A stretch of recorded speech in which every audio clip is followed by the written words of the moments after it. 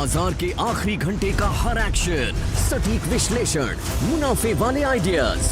कीजिए कल की तैयारी आज हमारे साथ। देखिए CNBC आवाज मोतीलाल ओसवाल स्टूडियो से लाइव।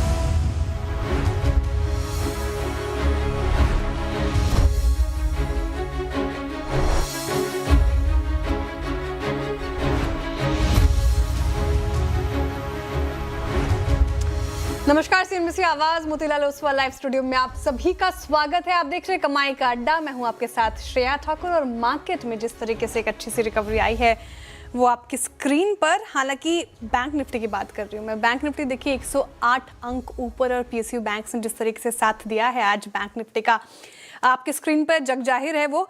और निफ्टी हालांकि थोड़ा फ्लैट कारोबार कर रहा है लेकिन निचले स्रोत से यहाँ पे भी अच्छी रिकवरी। लेकिन 1.5 घंटा कैसे रहता है मार्केट का, स्टॉक स्पेसिफिक क्या मूव्स होंगे, आपकी अप्रोच क्या होनी चाहिए, सब पे करेंगे डिटेल में चर्चा। लेकिन शुरुआत करते हैं हेडलाइन से। साल की आखिरी एक्सपायरी के दिन उतार चढ़ाव के बीच एक छोटे दायरे में घूम रहा है बाजार। निफ्टी हल्के दबाव के साथ 25,900 के करीब बैंक निफ्टी आज कर रहा है आउट परफॉर्म। हालांकि मिड कैप और स्मॉल कैप में सबसे ज्यादा गिरावट। आज के बिग स्टॉक्स और ChatGPT पड़े सटीक। OFS को जबरदस्त रिस्पांस के बाद करीब 5% भागा टाइमेक्स ग्रुप का शेयर। वहीं इन्वेस्टर की बुलिश रिपोर्ट से चला पेट्रोनेट LNG। वहीं नेगेटिव न्यूज के चलते इंडिगो पर दबाव कायम। उधर ChatGPT में कमजोर चार्ट पर CDSL और HL में गिरावट कायम। मेटल शेयरों में तेजी का मोमेंटम कायम। 1.5% की तेजी के साथ एक ही दिन गिरावट के बाद ही संभला निफ्टी मेटल इंडेक्स। निफ्टी के टॉप 5 में से 4 गेनर्स मेटल शेयर के सेल सबसे ज्यादा 5% दौड़ा। वहीं कैश शेयर में हिंद कॉपर 8 दिनों में करीब 40% भागा। मेटल के बाद PSU बैंक शेयरों में आज जोरदार तेजी। इंडेक्स करीब 1% मजबूत, करीब 2% चढ़े इंडियन बैंक और इंडियन ओवरसीज बैंक। साथ ही ऑटो, चुनिंदा प्राइवेट बैंक में भी खरीदारी कायम। लेकिन रियल्टी, कैपिटल मार्केट, स्टॉक्स और डिफेंस में कमजोरी कायम। तीनों ही इंडेक्स करीब 1 से 1.25% तक फिसले। रेटिंग अपग्रेड के बाद मॉर्गन स्टैनली की बुलिश रिपोर्ट से चला श्रीराम फाइनेंस। शेयर करीब 2% चढ़कर निफ्टी के टॉप गेनर्स में शामिल। ब्रोकरेज ने ओवरवेट के साथ 925 रुपए प्रति शेयर का दिया टारगेट। कहा रेटिंग बढ़ने से कंपनी की कर्ज लेने की लागत में आएगी कमी। और रूस और यूक्रेन के बीच शांति की बातचीत पर संकट गहराने से सोने चांदी में तेजी लौटी। MCX पर सोना 1300 तो चांदी का भाव करीब 12,000 रुपए तक तेज हुआ।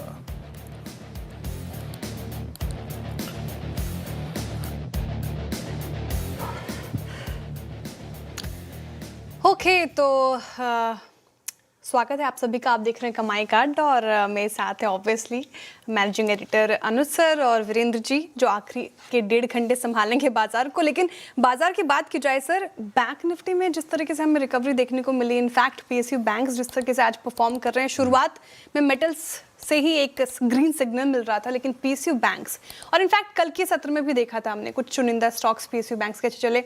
एक ये अच्छी चीज नजर आई मार्केट में। और निफ्टी भी अब देखिए रिकवरी के साइन दिखा रहा है, इन ग्रीन आया। लेकिन ब्रॉडर मार्केट्स थोड़ी गिरावट के चपेट में है। ओवरऑल मार्केट अभी क्या लग रहा है आपको और क्या लेवल्स इंपॉर्टेंट होंगे जो ट्रेडर्स को आज के लिहाज से देखने चाहिए? पता है Shreya, good afternoon first of all, Veeru good afternoon. 2025 की मार्केट पता कैसी रही है? आप अगर कभी भी आपने अगर वीरू तो आई एम श्योर कि कुछ मेमोरी तो होंगी, कभी एकता कपूर के पुराने सीरियल्स देखे हों तो सबने देखे सास बहू वाले, हर एपिसोड को देख के लगता है कि ये तो वही कहानी है, वही कहानी है, वही कहानी रिपीट हो रही है। इस वक्त मार्केट में वही कहानी पूरे साल रिपीट होती आई है ना। वही एक अगर आप देखें तो आज निफ्टी बैंक निफ्टी दोनों ने एक ऑप्शंस की रेंज को रिस्पेक्ट किया है। आप देखिए सुबह हम कोलैप्स हुए, मैं और वीरू बात कर रहे थे सुबह के शो में कि अगर मार्केट को बाउंस बैक करना है तो यहीं से करना होगा। बाउंस बैक आया लेकिन वो बाउंस बैक फिर कोलैप्स हुआ और फिर वहाँ से ऊपर आ गए हम। लेकिन हाई और लो देखिए आप, 25,878 का लो है, 25,975 का हाई है। कुल मिलाकर 100 पॉइंट की रेंज है। 100 पॉइंट इस निफ्टी में इस लेवल पर 0.5% भी नहीं है। और ये तो हम पूरे दिन की रेंज की बात कर रहे हैं, ये भी नहीं कह रहे कि 0.5% ऊपर या 0.5% नीचे, पूरे दिन की रेंज की बात हो रही है यहाँ पर। एक टिपिकल ऑप्शन राइटर की ये मार्केट रही है। मिड कैप और स्मॉल कैप इसमें जो दर्द है वो कायम है बिल्कुल। और एडवांस डिक्लाइन रेशियो देखिए आप, करीब करीब 2:3 का है। एक चीज़ क्लियर है, मार्केट के अभी भी अपने फेवरेट्स हैं, जैसे मेटल्स है। अब आप देखिए मेटल्स, आज सुबह एक बार के लिए रिस्क लग रहा था कि कुछ मेटल स्टॉक्स में प्रॉफिट बुकिंग आ जाएगी, लेकिन देखिए किस तरीके की शानदार रैली है यहाँ पर फिर से। और यही मैं बार बार कह रहा हूँ कि कुछ थीम्स हैं मार्केट में जो ज़बरदस्त चल रही हैं, आपको उन्हीं को बैक करना है और करेक्शन में ऐड करना है। आज जैसे करेक्शन एक गोल्डन अपॉर्चुनिटी थी कुछ मेटल स्टॉक्स में एंट्री करने की। पीएसयू बैंक से एक और थीम है जो आपने कही कि वो अच्छा कर रही है, वो वहाँ पर भी क्लियरली एक कम बैक रहा है। आज हेल्थ केयर स्टॉक्स में, खासतौर से हॉस्पिटल स्टॉक्स में हमको थोड़ी सी गिरावट देखने को मिली है। लेकिन श्रेया, जहाँ तक आगे की बात है, देखिए मैं अभी भी यही कहूँगा कि मार्केट थोड़ी सी पेनफुल मार्केट है। इस मार्केट में पैसा बनाना आसान नहीं है, और इस मार्केट में होगा क्या कि कई बार हम स्मार्ट बनने की कोशिश करेंगे और कहेंगे कि देखिए बस अब यहाँ से मार्केट घूम जाएगा, और वो घूम भी जाएगा लेकिन 1 घंटे में वापस गिर भी जाएगा। तो इसलिए कोई बहुत ज़्यादा एक्साइटेड होने की ज़रूरत नहीं है। अगर आप दोनों तरफ की ट्रेड ले सकते हैं, जैसे कहते हैं ना कि इस समय मार्केट से आप लड़ नहीं सकते, आपको पेशेंस रखनी होगी। मार्केट से लड़ के अगर आप इस समय रिवेंज ट्रेडिंग करके पैसा बनाने की कोशिश करेंगे, ट्रस्ट में आपका और पैसा जाएगा। ये पैसा बचाने वाली मार्केट है, इसमें आप लकी रहे तो थोड़ा पैसा बन जाएगा, अदरवाइज इस समय पैसा बचाइए अपना। और ख़ास तौर से बेकार के स्टॉक्स ज़बरदस्ती उसमें अगर आप फंसे हुए हैं तो उसमें होप मत रखिए। जब मार्केट दोबारा एक ट्रेंडिंग मूव देगा ना, तब आप ट्रेड करिए।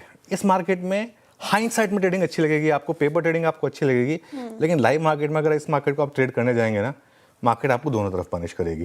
क्योंकि इतना सब होने के बाद जैसे मैं कह रहा हूँ, कुल मिलाकर आज निफ्टी की 98 पॉइंट की रेंज है। 98 पॉइंट की निफ्टी की रेंज में आप क्या ही ट्रेड कर लेंगे। इंडिविजुअल थीम्स में अच्छा पैसा बन रहा है, वहाँ पर फोकस करिए, वो ठीक रहेगा। जहाँ तक निफ्टी की बात है, सपोर्ट है इसका 25,800 से 25,850 पर, और रेजिस्टेंस मिलेगी आपको पहले 25,900 950। हाँ, 950 क्रॉस हुआ तो एक बार के लिए हो सकता है कि आप 26,000 की तरफ भी बढ़ जाएं। बैंक निफ्टी की जहाँ तक बात है, बैंक निफ्टी ने आज एक चीज़ अच्छी की है, सीरीज़ के लो को बचाया। सुबह का लो था 58,737, सीरीज़ का लो था 58,712, वहीं से उसने कम बैक किया। सुबह हम मेंशन भी कर रहे थे कि 58,750 बैंक निफ्टी के लिए मेक और ब्रेक जोन है, और उसी जोन से बैंक निफ्टी में एक रिवर्सल आया, ये अच्छी बात है। तो 58,700 58,800 का एक सपोर्ट है, और रेजिस्टेंस मिलेगी आपको करीब करीब 59,000 से लेकर 59,100 के करीब। वीरो के पास चलते हैं और स्टॉक स्पेसिफिक एक्शन कहाँ रहा ये जान लेते हैं। वीरो बताइए। वीरू, ये तो आपने बोल दिया, लेकिन जिस अंदाज में बोला और जिस तरीके से आपने निफ्टी बैंक पे बात करी, अनुज भाग के आएंगे कैसे आप स्टूडियो में? हाँ, मैं भाग के आया हूँ। सांस फूल हाँ, मैं भाग के आया हूँ क्योंकि मैं एक शो कर रहा था और बस उस शो से भाग कर आया। तो एक्चुअली क्या, वो दूसरे फ्लोर पर था, तो थोड़ा सा वो 2 फ्लोर थोड़ा भाग कर आया, तो उस वजह से थोड़ा सा सांस फूल गई। तो इसके लिए चलिए ठीक है। वो दिल्ली में बैठ के भी इसका आभास हो रहा था कि आप मंजिल चढ़ के आए हैं। बाकी अब मैं बताता हूँ आपको कुछ स्टॉक फ्यूचर्स। आज अनुज हर क्लास देखिए बहुत स्ट्रांग है, मतलब हर पॉकेट में एक दो स्ट्रांग स्टॉक्स हैं, लेकिन मेटल्स अक्रॉस अगर आप देखें मेटल्स पे काफ़ी अच्छी तेज़ी है। मैं यहाँ पे एक स्टेबल चार्ट पर टिप्पणी करूँगा, दैट्स हिंडाल्को, क्योंकि रोलोवर्स इसको फेवर कर रहे हैं। बहुत स्ट्रेच्ड नहीं है, बहुत अगर आप देखें अपने 10 डेमा को थाम के चलता है स्टॉक, करीब करीब 870 855 पे ट्रेड करता हुआ। 10 डेमा से पुल बैक, तो 10 डेमा हमेशा इस पर एक बाइंग अपॉर्चुनिटी दे रहा है। 88% रोल ओवर अनुज, ऑलमोस्ट मेरे ख्याल से जब हम कल रोल ओवर्स की बात कर रहे होंगे, ये 95 to 90 इवन 8 तक के रोल ओवर स्ट्राइक कर चुका होगा। तो मेटल्स में बहुत ही एक सधा हुआ स्टॉक है हिंडाल्को। दूसरा है एफएसएन ई कॉमर्स। शायद Q2 के नंबर्स के बाद इसमें जो स्ट्रॉन्ग रिएक्शन आना था वो बाजार के साथ ही इसने पार्टिसिपेट कर दिया, वो दे नहीं पाया, but looking quite strong. Look at build up एफएसएन e commerce में 37 लाख शेयर जुड़े हैं दिसंबर में, लेकिन जनवरी फ्यूचर्स में 93%। इससे पोजीशंस कटी ही नहीं थी, याद रखिएगा। तो 100 डेमा से इसने पुल बैक लिया और डे हाई पे ट्रेड करता हुआ ऑलमोस्ट अपने जो करियर के हाइज हैं वहाँ पे जाने की तैयारी करता हुआ एक इम्प्रेस करा है अनुज केमिकल बास्केट से यूपीएल ने।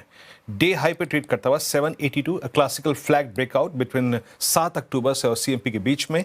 और आखिरी रखूंगा एक्सिस बैंक, सुबह निफ्टी बैंक के पुलबैक को और उस रिवर्सल को जो 737 से आया स्पॉन्सर करने का सबसे बड़ा जिसने आई थिंक फर्स्ट स्टेप लिया था, पहला कदम, वो था एक्सिस बैंक। कल सुबह आज सुबह जब इसने पार किया था मेरे ख्याल से 1240, हमने तभी बात की थी 1235, 50 डेमा क्रॉस किया, 10 डेमा क्रॉस किया और ऑलमोस्ट 20 डेमा क्रॉस करता हुआ रोल ओवर्स 90। मतलब बैंकिंग में इस वक्त at lower zones closer to critical averages सबसे स्ट्रॉन्ग बिहेवियर इस वक्त एक्सिस बैंक है। आज के 4 स्टॉक्स जो पे मैंने अपनी स्क्रीन पे रखे हैं।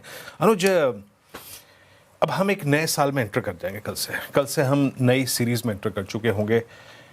ये क्या होता है ना, कई बार सीरीज चेंज होती है, लक चेंज होता है, सीरीज चेंज होता है, इक्वेशन चेंज होती है, बट क्या लग रहा है अभी भी ये सीरीज, अभी भी सेटअप जो है वो मेटल्स के फेवर में ही है। अभी कुछ देर पहले मिश्र धातु की मैनेजमेंट से बात हो रही थी मेरे ख्याल से, उन्होंने कहा कॉपर के सिवा कुछ नहीं, वो खुद ही कह रहे थे आज। क्या लग रहा है मेटल्स ही डोमिनेट करेगा अभी? बिल्कुल, देखिए मेरा ये मानना है कि मेटल्स में इस समय एक सुपर साइकिल चल रही है। ये जो मूव है ये 3-4 दिन वाला मूव नहीं है बिरू। मैं बार बार एक चीज़ को इसलिए ओवर एम्फेसाइज कर रहा हूँ क्योंकि जब सीरीज़ की शुरुआत हुई थी तब हमने क्यों हिंदुस्तान कॉपर की बात की थी कि it would be the stock of the series, और वो इस सीरीज़ में अगर आप देखें तो 50% से ज़्यादा के इसने रिटर्न दिए, 54% के रिटर्न दे चुका है एक महीने में। ये स्टॉक एग्जैक्टली एक महीने पहले आज के दिन ही हमने इसकी बात की थी और कहा था कि स्टॉक ऑफ द सीरीज़ होगा, क्योंकि कॉपर जो होता है ना, वो जिसे कई बार डॉक्टर कॉपर भी कहते हैं लोग, वो मेटल्स की हेल्थ को सबसे पहले भांपता है और सबसे जल्दी भांपता है। सबसे पहले नॉर्मली वहीं से मुँह आने शुरू होते हैं और सबसे पहले हिंदुस्तान कॉपर से मुँह आने शुरू हुए थे। उसके बाद देखें तो आप जिंक में, सिल्वर में, इनमें सब में मुँह इसके बाद आए। तो ये सुपर साइकिल है, ये मुझे नहीं लग रहा कि कैलेंडर चेंज होने से या सीरीज़ चेंज होने से चेंज हो जाएगा। लेकिन कैलेंडर चेंज होने से और सीरीज़ चेंज होने से एक चीज़ जो चेंज होने की मुझे उम्मीद रहेगी वो रहेगी मार्केट का ओवरऑल टेक्सचर। जनवरी सीरीज़ में हम बजट की तरफ बिल्डअप करना शुरू कर देंगे और अर्निंग सीजन की तरफ बिल्डअप करना शुरू कर देंगे, और इसके साथ साथ आपकी ऑटो सेल्स वगैरह भी आएंगे। तो एक होप रहेगी कि शायद जनवरी सीरीज़ में चीज़ें बदलेंगी। चलिए आगे बढ़ते हैं श्रेया, कार्यक्रम को आगे बढ़ाते हैं। बिल्कुल, आगे बढ़ाते हैं कार्यक्रम को। और मेरा भी सवाल मेटल स्पेस को ही लेकर था इनफैक्ट, लेकिन अच्छी तरीके से डिटेल में हमने वो डिस्कस कर लिया। तो सर अब ये बता दें कि घोड़ा और रफ्तार के घोड़े और फिर स्टॉक्स में कौन से काउंटर्स हैं? बिल्कुल, रफ्तार के घोड़े स्टॉक्स में सबसे पहले तो टाइमेक्स ही लेना होगा श्रेया। ये इसलिए नहीं कह रहा हूँ मैं क्योंकि हमने बिग स्टॉक्स में लिया था तो इसके लिए वो अलग बात है, लेकिन आप देखें तो 2 दिनों से हमने बिग स्टॉक्स में लिया। कल OFS में पार्टिसिपेट करने की सलाह दी थी और आज बिग स्टॉक्स में ग्रीन में लिया था, और ये भी रीज़न बताया था आपका कि फंडामेंटली स्ट्रॉन्ग कंपनी है इस वजह से। उसके अलावा सुबह इंडो काउंट, आई थिंक आपने ब्रोकरेज रिपोर्ट में कवर किया था इसको, और इंडो काउंट में शानदार मूव है, 15% के मूव आए हैं यहाँ पर इंडो काउंट में। और एवेंडस ने खरीदारी के राय के साथ कवरेज शुरू की, 348 के उनके टारगेट है, और शानदार मूव। देखिए किस तरीके से आजकल कैश मार्केट स्टॉक्स में ब्रोकरेज के व्यूज़ आते हैं ना, आपको याद होगा पिछले हफ्ते जब मैं छुट्टी पे था उससे पिछले हफ्ते मीशो पे एक बार व्यू आया था, यूबीएस का सीधा सर्किट लग गया था उसमें। कैश मार्केट के स्टॉक्स में ये हो जाता है, तो क्योंकि लोग शॉर्ट नहीं कर पाते हैं, तो उस वजह से वहाँ पर एक अच्छे मूव्स आए। नैल्को F&O का टॉप गेनर है मेटल शेयरों में, यहाँ पर अभी भी शानदार तेज़ी बनी हुई है और 5% के करीब नैल्को ऊपर इस समय। फिसड्डी स्टॉक्स में मुझे एक ही नज़र आया, मज़गांव डॉक। डिफेंस शेयरों में लगातार गिरावट दिख ही रही है, तो इस वजह से ये एक और स्टॉक है जो मुझे लगा कि थोड़ा सा इस समय रॉन्ग साइड पर है। बिल्कुल, तो रफ्तार के घोड़े का एक बार रखिएगा स्क्रीन पर सारे counters, Timex, Indo count, NALCO, ये सब जिक्र किया गया था। और टाइमेक्स पर हमने बताई थी आपको हमारी कन्विक्शन क्या है, और 2 दिन पहले इसको लिया भी गया था बिग स्टॉक्स में, आज भी शुमार था। क्या कहा गया था CNBC आवाज़ पर टाइमेक्स को लेकर, एक बार वो फिर से सुनते हैं।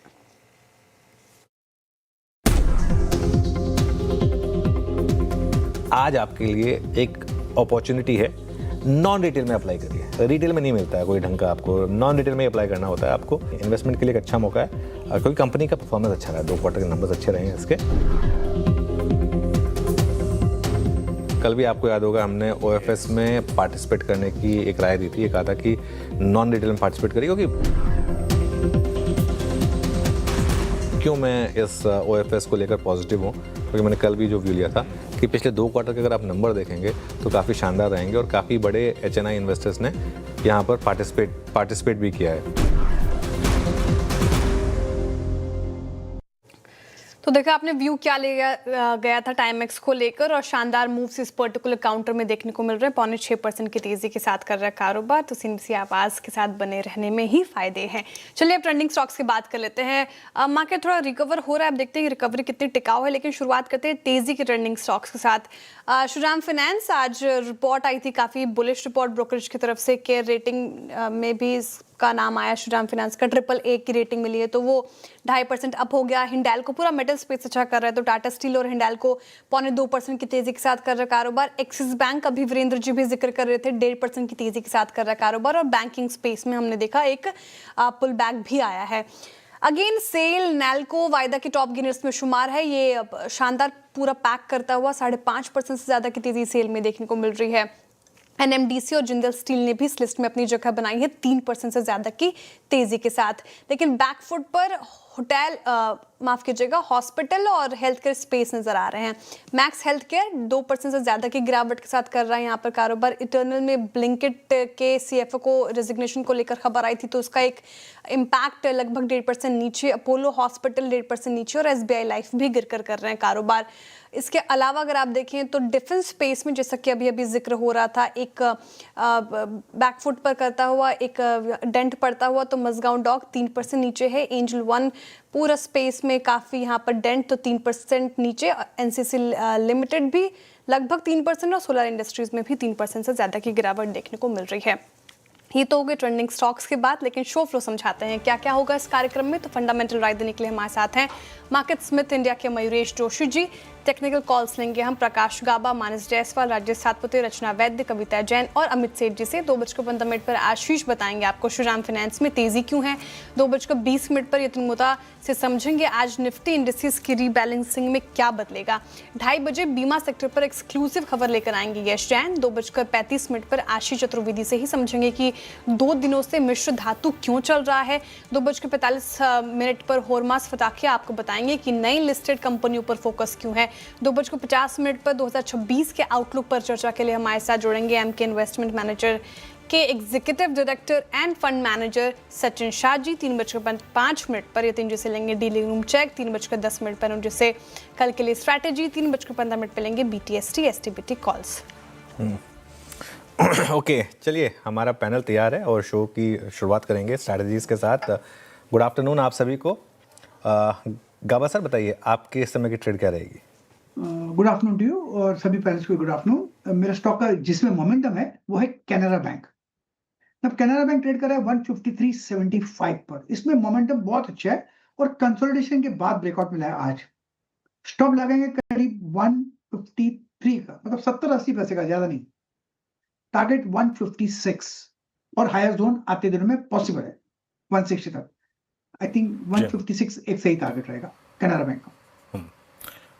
कैनरा बैंक प्रकाश की कॉल है। डॉक्टर साहब प्लीज आज रोल ओवर फिगर जरूर फायर कीजिएगा हर स्क्रिप्ट के साथ, जब कोई भी स्क्रिप्ट स्क्रीन पे रखें। कल पीएसयू बैंक्स में अच्छी शॉर्ट कवरिंग थी और आज उसके बाद इनिशियल डिप के बाद फिर बाइंग आ रही है।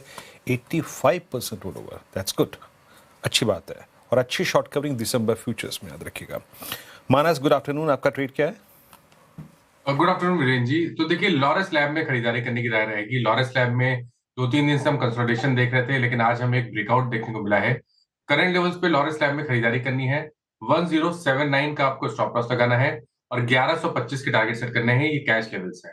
चाहें तो जनवरी मंथ का 1100 वाला कॉल ऑप्शन 34 रुपीज पे ट्रेड हो रहा है, उसमें आपको 27 रुपए के स्टॉप लॉस से 50 रुपए के टारगेट के लिए खरीदारी करनी है। ओके, लॉरेस लैब्स अच्छी रिकवरी, डेज हाई के आसपास आता हुआ 1.5% तेजी। मानस जी की पिक हो गई। अमित सेठ जी गुड आफ्टरनून, आपकी पिक बताएं। जी good afternoon Shreya ji, good afternoon Anuj ji, विदिन जी and everybody on the panel. Shreya ji मेरी इस समय की ट्रेड रहेगी इंडियन बैंक। इंडियन बैंक का अगर हम स्ट्रक्चर देखें तो स्टॉक ने 52 वीक हाई लगाने के बाद यहाँ पे एक पुल बैक आया था और उसके बाद स्टॉक कंटिन्यूअसली कंसोलिडेट कर रहा था 100 EMA के ऊपर पिछले 1-1.5 महीने से। आज के सत्र में in a single candle with a lot of volumes इसने 10, 20 और 50 EMA रिगेन किया है। तो यहाँ पे लगता है पुल बैक कंप्लीट हो चुका है और स्टॉक वंस अगेन ऊपर जाने के लिए तैयार लग रहा है टेक्निकली। तो इसे बाय करें। 798 का स्टॉप लॉस रहेगा और टारगेट्स हमारे 830 के रहेंगे इंडियन बैंक में। ओके, रचना जी गुड आफ्टरनून। रचना जी बताइए आपकी इस समय की ट्रेड। जी गुड आफ्टरनून। और मेरी इस वक्त की ट्रेड में रहेगा बजाज ऑटो, जो कि सुबह से ही अच्छा मुंह दे चुका है, लेकिन यहाँ पे स्कोप काफी ज्यादा है अभी। तो 92-90 पे है इसके जैन के फ्यूचर्स। बिकॉज सुबह से एक स्विंग स्ट्रांगली प्ले आउट हुआ है, तो हम यहाँ पे 92-20 पे एसएल लगाएंगे और हल्के से पुल बैक पे एंट्री लेने की कोशिश करेंगे। This is looking good, not just कि आने वाले 1 घंटे के लिए, लेकिन पूरे एक हफ्ते के लिए भी अगर इसको होल्ड कर सकते हैं तो it can give good returns. यहाँ पे हमारा पहला टारगेट होगा 9400 और उसके बाद 9500 एंड एसएल रहेगा 92-20 पे। ओके, बजाज ऑटो सुबह से सीएनबीसी आवाज पे कई बार कॉल गई भी। सुबह सुबह राजेश पाल जी ने पिक किया था, अच्छा करता हुआ डे हाई पर स्ट्रॉन्ग मूव है। कविता जी, गुड आफ्टरनून। आपका ट्रेड क्या रहेगा? Very good afternoon, Virenji. Good afternoon, everyone. So trade as of now, Shriram Finance पर होगा, but it's a conditional buy. Once ये 983 के ऊपर sustain होता है, तो यहाँ further move extend होते हुए दिख सकते हैं. On a shorter time frame एक rounding bottom formation बनाते हुए दिख रहा है और on a daily chart to अपने previous highs के ऊपर निकलते हुए. So 984 के ऊपर 983 के ऊपर sustain हो तब आप बस से buy करें. For the price move of 995,010 तक के मूव बनने चाहिए. फर्दर स्टॉप लॉस आप मेंटेन कर सकते हैं 969 का. ओके, कविता जी की श्रीराम फाइनेंस पर हो गई ये कॉल और अच्छा करता हुआ काउंटर रिपोर्ट भी काफ़ी इंटरेस्टिंग थी और डिटेल में समझेंगे आगे शो में श्रीराम फाइनेंस को लेकर. लेकिन टेक्निकल कॉल्स पूरे हो गए हैं कि करके आपके स्क्रीन पर रख देती हूँ. गाबासन ने कैनरा बैंक चुना है, यहाँ से भी अप मूव्स नजर आ रहे हैं. इनको 156 के टारगेट देख रहे हैं, वो 153 का आपको स्टॉप लॉस लगाना है. मानस जी कह रहे हैं कि लॉरस लैब में पैसा बन सकता है. 1125 के टारगेट हैं और 1079 का स्टॉप लॉस है. खरीदारी की राय ऑब्वियसली इस पर. अमित जी कह रहे हैं इंडियन बैंक पसंद आ रहा है और डेज हाई पे कर रहा है स्टॉक, शानदार रैली के साथ कारोबार. तो 830 तक के टारगेट अमित जी की तरफ से आए हैं और 798 का आपको स्टॉप लॉस लगाना है यहाँ पर. रचना जी ने बजाज ऑटो को चुना है खरीदारी के लिए. काउंटर सुबह से ही अच्छा करता हुआ, इसलिए 9500 तक की टारगेट रचना जी की तरफ से. 9220 का आपको स्टॉप लॉस मेंटेन करना है. और कविता जी ने श्रीराम फाइनेंस को चुना है, यहाँ पर खरीदार की राय एक कंडीशनल बाइंग है तरफ से. 983 के ऊपर सस्टेन करता है तब खरीदारी कर सकते हैं. 995 से लेके 1000 तक के टारगेट देख रही हैं वो. 969 का आपको स्टॉप लॉस मेंटेन करना है, ध्यान रखिएगा. टेक्निकल कॉल्स पूरे हो गए. अब इन्वेस्टमेंट आइडिया लेते हैं मयूरेश जोशी जी से. मयूरेश जी, गुड आफ्टरनून और स्वागत है आपका कार्यक्रम में. बताइए इस वक्त का आपका इन्वेस्टमेंट आइडिया क्या होगा? Afternoon Shreya ji, afternoon Anuj ji, afternoon to everyone on the panel. तो जैसे हम मार्केट्स पे इंडिया में देख रहे हैं, तो ये जो सेक्टोरल रोटेशन का एक जो खेमा बन रहा है और जो 3 सेक्टर्स उभर के दिख रहे हैं, शायद Q3 नंबर्स के बाद इसमें और एक्सेंचुएशन आ सकता है. वो है कंज्यूमर ड्यूरेबल्स, इंफ्रास्ट्रक्चर और FMCG. और इसी से आई थिंक FMCG पैक से टाटा कंज्यूमर प्रोडक्ट्स ये हमारे रडार या वॉच लिस्ट पे है. 3 रीजंस. एक, आई थिंक जो इंडियन बिजनेस है, अगर आप इंडियन बेवरेजेस ब्रांडेड बिजनेस को देखें तो that is doing very well. अगर आप इंडियन फूड बिजनेस को देखें तो that is also expected to do very well in terms of volume growth, क्योंकि जैसे GST रैशनलाइजेशन हो चुका है, कहीं ना कहीं इसमें एक implied effect better volumes, better margin और बेटर बॉटम लाइन के साथ दिखेगा.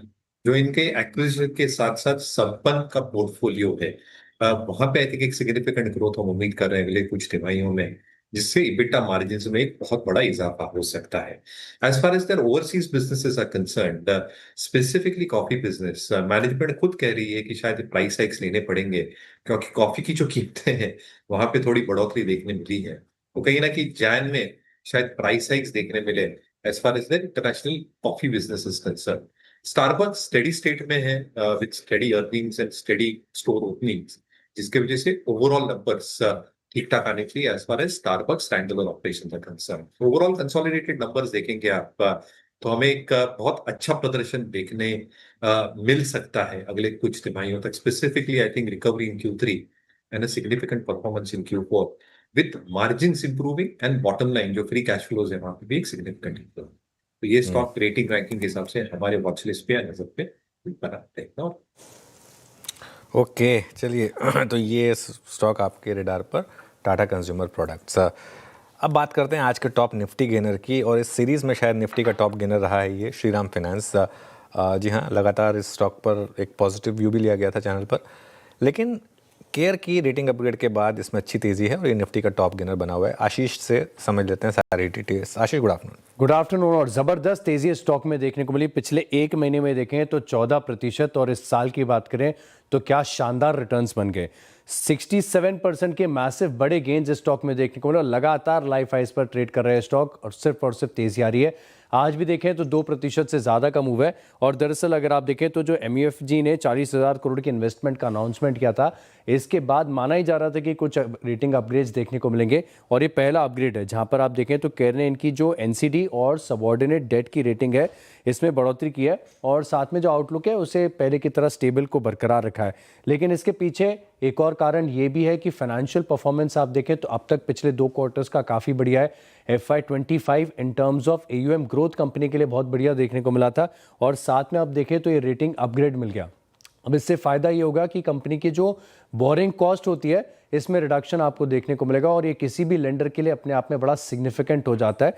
हालांकि कंपनी खुद अपने आप ये बता रही है कि 100 बेसिस पॉइंट की अगले 1.5 से 2 साल में बोरिंग कॉस्ट में कमी देखने को मिल सकती है, जो कि फिलहाल 8.7% है।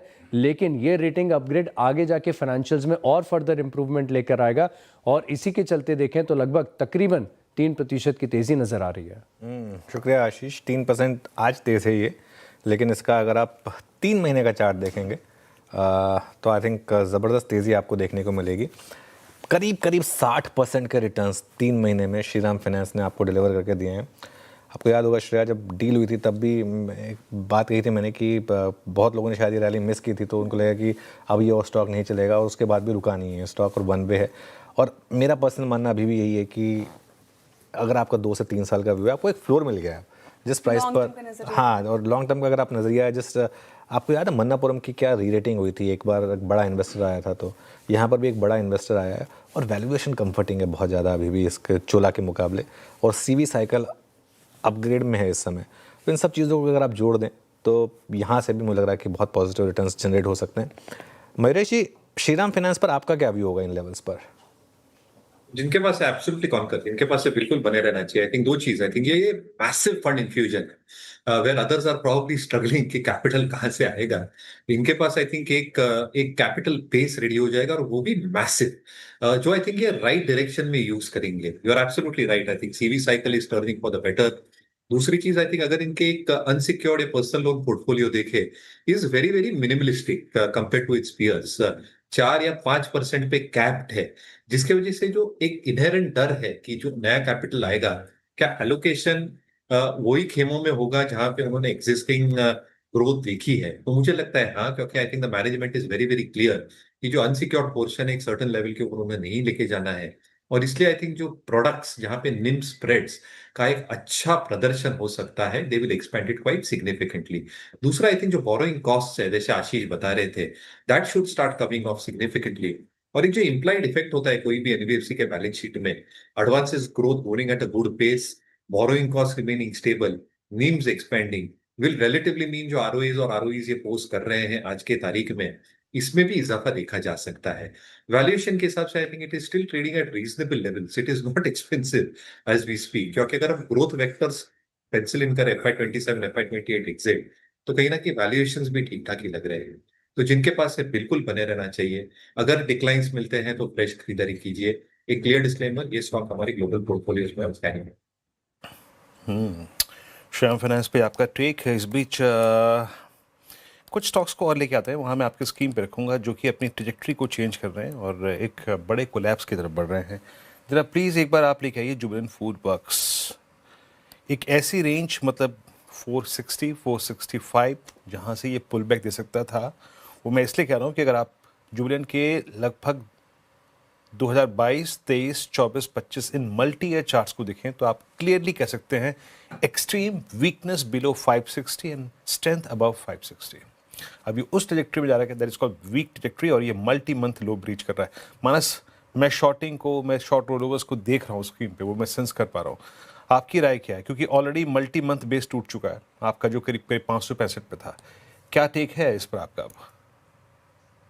देखिए, जुबिलेंट फूड डेफिनेटली 20-डे मूविंग एवरेज के ऊपर और 200 वीक मूविंग एवरेज के ऊपर सस्टेन नहीं हो पा रहा है। आज मॉर्निंग में हमने बाइंग देखी, लेकिन हाई लेवल पे वापस सेलिंग प्रेशर देखने को मिला है। तो जब तक ये 580 585 के ऊपर ना निकले, उसके ऊपर सस्टेन ना करे, यहाँ पर खरीदारी नहीं करनी है। और अगर कोई बाउंड बैक देखने को मिले, जैसे आज देखने को मिला था, तो वहां पर आपको लॉन्ग पोजीशन से एग्जिट करना है। ओके, सेल ऑन राइज की स्ट्रैटेजी फिलहाल अपनानी है जुबिलेंट फूड्स में आपको, और अगर आप लॉन्ग है तो कोई भी उछाल आए तो वहाँ से निकलने का सोचे। काफ़ी स्टॉक दिक्कत में, डेज लो के आसपास कर रहा है कारोबार। लेकिन एक बार इंडिगो रखेगा स्क्रीन पर। इंडिगो में जो अब CNBC आवाज़ ने आपको खबर बताई थी, पायलट्स के फ़ी हाइक करेंगे, वो सैलरीज में इजाफा करेंगे, और लेकिन वो एक बुरी खबर स्टॉक के लिए। तो डेज लो के आसपास इंडिगो भी 1.5% नीचे कारोबार करता हुआ नजर आएगा। लेकिन एक बार इसको डिटेल में समझते हैं। रिकवरी की कोशिश तो इंडिगो की आज नाकाम रही, और जो मैंने खबर बताई कि पायलट्स के वेतन भत्ते बढ़ाने पर फैसला किया गया है, पूरी खबर एक बार और डिटेल में रिविजिट करते हैं। CNBC TV 18 के सहयोगी मेरे सुदर्शन कुमार जुड़ रहे हैं। Sudarshan ji, good afternoon. और इंडिगो में गिरावट और जो रिकवरी थी वो फेल होती हुई नजर आई। Good afternoon Shreya. सो आजकल आप डेली सुबह में आपको एक मैसेज आता होगा, मेल आता होगा एयरलाइन से एडवाइजरी कि आपकी फ़्लाइट्स लेट है या नहीं है। मैं उसका रीज़न क्या है कि नॉर्दर्न पार्ट अपने कंट्री का, वहाँ पे फॉग या बोलें कि पॉल्यूशन के कारण जो स्मॉग है उसके कारण अधिकतर फ़्लाइट्स डिले के साथ चल रही है। नाउ कुछ एक दिन के अंतराल के बाद फिर से इंडिगो आज फोकस में है, और उसका मेन कारण ये है कि कल कंपनी ने अनाउंस किया कि जो पायलट का अलाउंस है वो इंक्रीज़ कर रहे हैं, और वो डिफरेंट टाइप्स के अलाउंसेज होते हैं और सब जगह बढ़ोतरी होगी, उसके कारण इनका कॉस्ट इंक्रीज़ हो जाएगा। दूसरा इसका जो रीज़न और है Q3 में भी रहने वाला है, मेन रीज़न वो है रुपये का डिप्रिसिएशन। अगर जो आपको याद होगा Q2 FY26 में इनका फॉरेक्स लॉस था, और उसके कारण कंपनी ने लॉस रिपोर्ट किया था। फॉरेक्स लॉस था ऑलमोस्ट 3000 करोड़ रुपीज़। Q3 में रुपये में और ज़्यादा डिप्रिसिएशन देखने को मिला है, और उसके कारण हो सकता है कंपनी फिर से फॉरेक्स लॉस रिपोर्ट करे। ये रही इंडिगो की बात। अगर जो अब आते हैं एविएशन अपडेट क्या कह रही है, तो टोटल अगर जो ट्रैफिक डेटा कल का आप देखेंगे 29 दिसंबर का, वहाँ पे 5% गिरावट देखने को मिला है प्रीवियस डे के डेटा से, बेसिकली 28 दिसंबर के डेटा से। अगर जो ऑन टाइम परफॉर्मेंस की बात करें, जहाँ पे एक्सपेक्टेशन था कि इंडिगो फर्दर इम्प्रूव करेगी, तो दिसंबर 28 का इनका ऑन टाइम परफॉर्मेंस 75.4% था, वहाँ से गिरकर ऑलमोस्ट 65% हो गया है। पैसेंजर लोड फैक्टर हेल्दी है, लेकिन वहाँ पे भी थोड़ी सी डिक्लाइन देखने को मिला है। अगर जो आप अगेन प्रीवियस डे से कंपेयर करेंगे, 29 दिसंबर का 88.2% था, और 28 दिसंबर का ऑलमोस्ट 90% था। तो ओवरऑल इम्प्रूव, लास्ट अगर जो आप नवंबर के लास्ट से कंपेयर करेंगे तो बहुत ज़्यादा इम्प्रूवमेंट देखने को मिला है, लेकिन शेयर्स में लगातार गिरावट जारी है। रोज़ मैसेज आता है सुदर्शन, रोज़ आप कहाँ ट्रैवल करते हैं? नहीं, ये कॉमन लोगों को मैसेज आता है, और आप सारे अपने व्हाट्सएप ग्रुप्स में आते ही रहते हैं। हाँ, नहीं ठीक बात है। खैर काफ़ी समय, स्पेशली नॉर्थ इंडिया में सिचुएशन थोड़ी वैसे भी ज़्यादा ख़राब है फॉग की वजह से। शुक्रिया आप सुदर्शन। इस पर एक चार्ट चेक ले लेते हैं। इंडिगो, मानस जी क्या लग रहा है चार्ट देखकर? तो देखिए, अगर इंडिगो की बात करें तो ये सही है कि हमने रैली तो देखी थी। मेरे ख्याल से 4650 के आसपास बॉटम बना था, उसके बाद करीब 500 पॉइंट की रैली देखने को मिली थी, लेकिन इस रैली के बावजूद 20 डे मूविंग एवरेज के ऊपर स्टॉक नहीं निकल पाया। और ये जो पूरा रेंज है 5175 से 5250, इस रेंज में मल्टीपल रेजिस्टेंस दिखते हैं। तो जब तक 5250 के ऊपर ना निकले, तब तक यहाँ पर फ्रेश लॉन्ग पोजीशन नहीं बनानी है। अगर किसी ने लॉन्ग पोजीशन बना ली है तो 4940 का स्टॉप लॉस जरूर से लगाइए। अगर उसके नीचे गया तो वापस पिछले लो को रिविजिट कर सकता है स्टॉक। ओके, इंटरग्रुप एविएशन पे फिलहाल ये व्यू हो गया 1.5% नीचे। चलिए, अब वक्त हो रहा है कैश कॉल का। गाबर सर, कविता जैन और अमित सेठ जिससे हम लेंगे कैश कॉल। गाबर सर, बताइए इस वक्त का कैश कॉल क्या होगा आपका? Shreya, good afternoon to you. Stock का नाम है आदित्य बिरला सन लाइफ AMC। बहुत अच्छा आपको मिला है, 826 के आसपास ट्रेड कर रहा है। स्टॉप लगाना चाहिए करीब 812 फिर 16 का, मतलब 10 रुपए का स्टॉप लगाना चाहिए। फर्स्ट टारगेट 860, हायर जोन आते दिनों में देख सकते हैं, पॉसिबल है। इसमें स्ट्रेंथ है। आदित्य बिरला सन life AMC। Okay, Aditya Birla सन लाइफ AMC आपका बाय कॉल है। कविता जी, आपका ट्रेड क्या रहेगा? तो Virendra ji, HBL engineering last 7-8 days से एक अच्छे हाई फॉर्मेशन क्रिएट कर रहा है। आज भी अपने ओपनिंग के ऊपर ट्रेड करते हुए दिख रहा है, 928 के लेवल पर है। एज अ स्विंग ट्रेड भी आप इसे ले सकते हैं। पर डे पर्सपेक्टिव 945 के प्राइस मूव के लिए आप इसे देखें। एज अ स्विंग दिस में मूव अप टू 965 लेवल। 910 के ऊपर जब तक मेंटेन है तब तक आप HBL में एक बाय ट्रेड ले सकते हैं। ओके, अमित जी आपने क्या पिक किया कैश ट्रेड्स में? जी अनुज जी, जिंदल स्टेनलेस का स्ट्रक्चर काफी पॉजिटिव लग रहा है, 825 के आसपास ट्रेड कर रहा है। इसे बाय करें। यहाँ पे प्राइस वॉल्यूम ब्रेकआउट भी नजर आ रहा है, और जो वॉल्यूम्स अभी तक हमने देखे हैं पिछले 20-25 दिनों के वॉल्यूम्स को सरपास कर रहा है। 810 के लगभग स्टॉप लॉस रहेगा, और टारगेट्स रहेंगे 860 रुपीज के। ओके, जिंदल स्टेनलेस 828 पे आपका बाय कॉल। तो ये 3 कैश ट्रेड्स हुए, आपकी स्क्रीन पर आए एक एक करके, कविता जी और प्रकाश सर का और अमित जी का। मैं स्क्रीन पे देख रहा हूँ कि इस वक्त एक्शन कहाँ पर है। अभी अभी जो मोमेंटम OI में बढ़ रहा है, let's bring UPL chemical basket पे। डायरेक्टर साहब प्लीज रोल ओवर्स भी रखिएगा। 785 यूपीएल 785 पे अब ऑफिशियली अगर आप देखें अपने करियर की हाईएस्ट ट्रजेक्टरी पे आ गया। केमिकल का जब डाउन फेज शुरू हुआ था मुझे याद अच्छी तरीके से, आई मीन जनवरी फरवरी 2023 में फर्स्ट इंस्टेंस में यूपीएल एक वो पहला स्टॉक था जिसने पेन झेलना शुरू किया था और उसके बाद 443 का लो लगाया ना, 784। अमित जी आपका व्यू क्या है? आई मीन 784 मेजर हर्डल उस ब्रेकडाउन जोन का ये एब्जॉर्ब कर चुका है। जो सप्लाई आनी थी मेरे ख्याल से वीक हैंड निकल चुके हैं प्रीवियस ट्रैप्ड। रोड ओवर रखिए डायरेक्टर साहब प्लीज एक बार। अब क्या सेंस बन रहा है? क्या इतनी स्ट्रेंथ है कि उस ऑल टाइम हाई को ओवरटेक करके 800 को 834 की तरफ प्रोसीड करें? वीरेंद्र जी काफी पॉजिटिव स्ट्रक्चर है, स्ट्रेंथ यहाँ पे बरकरार है। अगर आप पिछले 2-3 दिनों का पुल बैक देखें तो काफी orderly low volume pull back था और आज के सत्र में जो 10 डेमा से जो कैंडल बनी है, जिस तरह का थ्रस्ट जनरेट कर रहा है, ऑलरेडी वॉल्यूम्स काफी हाई है यहाँ पे। तो देख के स्ट्रक्चर और जिस हिसाब से मोमेंटम बना हुआ स्टॉक में लगता है कि यहाँ पे 52 वीक हाई डेफिनेटली क्रॉस होगा। स्टॉप लॉस लगभग हम लगा के रखेंगे 775 का और इनिशियली हम वर्क करेंगे 810 815 के टारगेट्स के लिए। ओके, यूपीएल 815 के टारगेट्स एक्सपेक्टेड हैं और कल भी कविता जी की पिक थी और आज भी इनफैक्ट अच्छा परफॉर्म करता हुआ ये यूपीएल की बात होगी। लेकिन एक बार नाइका भी रखिएगा स्क्रीन में और ये भी अच्छा मूव दिखाता हुआ काउंटर 2.5% की तेज़ी के साथ डेज हाई पर अब कर रहा है कारोबार। और नाइका ने एक रिपोर्ट निकाली ब्यूटी 2025 रिवाइंड और जो डेटास हैं वो काफ़ी इंटरेस्टिंग है।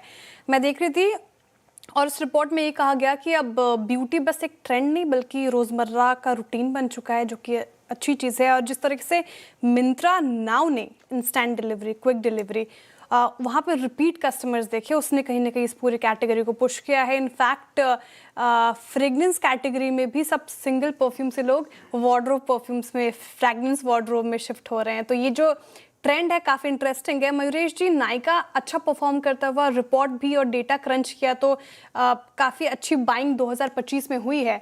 कैसा लगता है ये काउंटर और इसका फ्यूचर आप कैसे देख रहे हैं? तो श्रेया जी, हमारे घर पे तो पार्सल आते रहते हैं नाइका के तो I think there are very avid shoppers and in fact काफी इंटरेस्टिंग है क्योंकि मार्केट साइज और अपॉर्चुनिटीज काफी वास्ट है। ऑब्वियसली आई थिंक इनके जो इंटरनल प्रोडक्ट्स ये डेवलप कर रहे हैं, आई थिंक जैसे इसमें ट्रैक्शन दिखेगा और it you have to give it time over a period of time, तो वहां पे आई थिंक एक जो ग्रॉस मार्जिन परफॉर्मेंस रह सकता है ओवरऑल कंसोलिडेटेड बेसिस में as this scenario changes should improve. But largely I think beauty, wellness, ये सारी चीजें ये प्रोडक्ट लाइंस में है जहां पे ग्रोथ काफी सिग्निफिकेंट हो सकती है। Obviously I think one can argue and one will still argue कि आई थिंक जो बॉटम लाइन नंबर्स हैं और जो वैल्यूएशन है वो अभी भी महंगे लग रहे हैं। बट मुझे लगता है कहीं ना कहीं आई थिंक जैसे जीएसटी रैशनलाइजेशन हुआ है और जैसे ट्रेंड्स टुवर्ड कंजम्पशन बदलेंगे, स्पेसिफिकली आई थिंक जैसे मैं जेन जी एक्सेट्रा देख रहा हूँ और जो डिजिटलाइजेशन हो रहा है, तो कहीं ना कहीं आई थिंक एक इम्पैक्ट शायद आ सकता है इन फ्यूचरिस्टिक नंबर, तो शायद मोमेंटम बरकरार रहना चाहिए। अच्छा ठीक है। खैर वैसे पता नहीं वीरू, मैं तो मेरे ख्याल 5-6 साल हो गए एक ही डीओ यूज़ कर रहा हूँ, एक ही शैम्पू यूज़ कर रहा हूँ। मुझे तो पता नहीं ये सब कहाँ से नए ट्रेंड्स निकले। खैर सबकी अपनी अपनी लाइफ है। ये श्रेया अपने मतलब की बात कर रही ये श्रेया ने अपने मतलब की बात की। हाँ मुझे मालूम है। हाँ, जो मयूरेश ने भी कहा कि घर पे पैकेज आते रहते हैं, वो भी आई एम श्योर कि श्रेया हमारा तो कुल मिला के श्रृंगार है वो बाबा रामदेव का एलोवेरा 65 रुपए का वो आता है और 300 रुपए का डिओड्रेंट, खत्म कहानी। 350 रुपए में काम कर हाँ, पर इंटरेस्टिंग चीज ये है वीरेंद्र जी की ब्यूटी तो एक साइड, लेकिन स्किन केयर प्रोडक्ट्स जिस तरीके से ट्रेंड में आ रहे हैं। नहीं ठीक है आपकी बात समझ गया। वो ठीक है। और स्किन केयर के लिए वैसलिन काफ़ी है वैसे हमारे लिए, उससे काम चल जाता है। चलिए खैर थोड़ा सा इस कार्यक्रम को आगे बढ़ाते हैं और कुछ और बात करते हैं ना। कल से कुछ इंडिसेस की तस्वीर बदलने वाली है, क्या बदलाव होंगे ये जानकारी लेते हैं यतिन मोहता से। 2 सवाल हैं यतिन, पहले तो निफ्टी इंडिसेस में क्या बदलाव होंगे? जी तो देखिए जो ईयर एंड का रिक्लासिफिकेशन है, वेटेज चेंज है और बहुत सारी सीपीएसई इंडेक्स में बदलाव है, निफ्टी इंडिसेस में बदलाव है, उसके कारण आखिर के आधे घंटे में आप बहुत सारी उथल पुथल देखेंगे। आज ही रीबैलेंसिंग होगी निफ्टी इंडिसेस की, जहां अगर हम देखें तो 2 इफेक्ट होने वाले हैं। एक तो निफ्टी और उसके इंडिसेस में चेंज होगा और निफ्टी बैंक के रूल्स में चेंज हो रहा है। 12 शेयरों का समूह था निफ्टी बैंक, अब वो 14 शेयरों का हो रहा है, तो 2 शेयर अंदर आ रहे हैं। और जो बड़े बड़े बैंक्स हैं इनके वेटेज और कॉन्सेंट्रेशन को सेबी ने कम करने के निर्देशों के बाद यहाँ बदलाव होंगे। सबसे पहले अगर हम बात करें तो जो बड़े बड़े स्टॉक्स हैं जहाँ बदलाव होने वाले हैं उनमें सबसे पहले ऑटो स्टॉक्स ही शुमार हैं। Hero MotoCorp, Maruti, Eicher Motors जैसे काउंटर्स में आज आप जम के खरीदारी देख सकते हैं। इंडेक्स पैसिव फंड्स के द्वारा लगभग 800 करोड़ की बाइंग आप हीरो मोटो में देखेंगे और शायद इसीलिए सुबह से स्टॉक में एक मोमेंटम बना हुआ है। आयशर मोटर्स, मारुति में 700 करोड़ और उसी तर्ज पे एशियन पेंट्स और हिंडाल्को जैसे काउंटर्स में भी आप खरीदारी देखेंगे। फ्लिप साइड पे आईसीआईसीआई बैंक और एचडीएफसी बैंक का निफ्टी बैंक में वेटेज कम हो रहा है और इस वेटेज कम होने के चक्कर में दोनों ही काउंटर्स में आप 1300-1400 करोड़ के बीच की सेलिंग फिगर देखेंगे। ये ब्रोकरेजेस का अनुमान है। और अगर हम बीएल, इन्फोसिस, एचडीएफसी लाइफ की बात करें तो यहाँ भी 650 से 750 करोड़ के आसपास का इम्पैक्ट आएगा। वेटेज घटने के कारण यहाँ बिकवाली होती हुई नजर पड़ेगी। जैसे कि मैंने पहले कहा कि 2 नए शेयर्स निफ्टी बैंक में शामिल हो रहे हैं, उसमें येस बैंक और यूनियन बैंक का नाम शामिल है और दोनों ही काउंटर में लगभग 300 करोड़ के आसपास की बाइंग आपको देखने को मिलेगी। बिल्कुल। तो चलिए ये तो बात हो गई इंडेक्स के चेंजेस की, खास तौर से बैंक निफ्टी के चेंजेस की।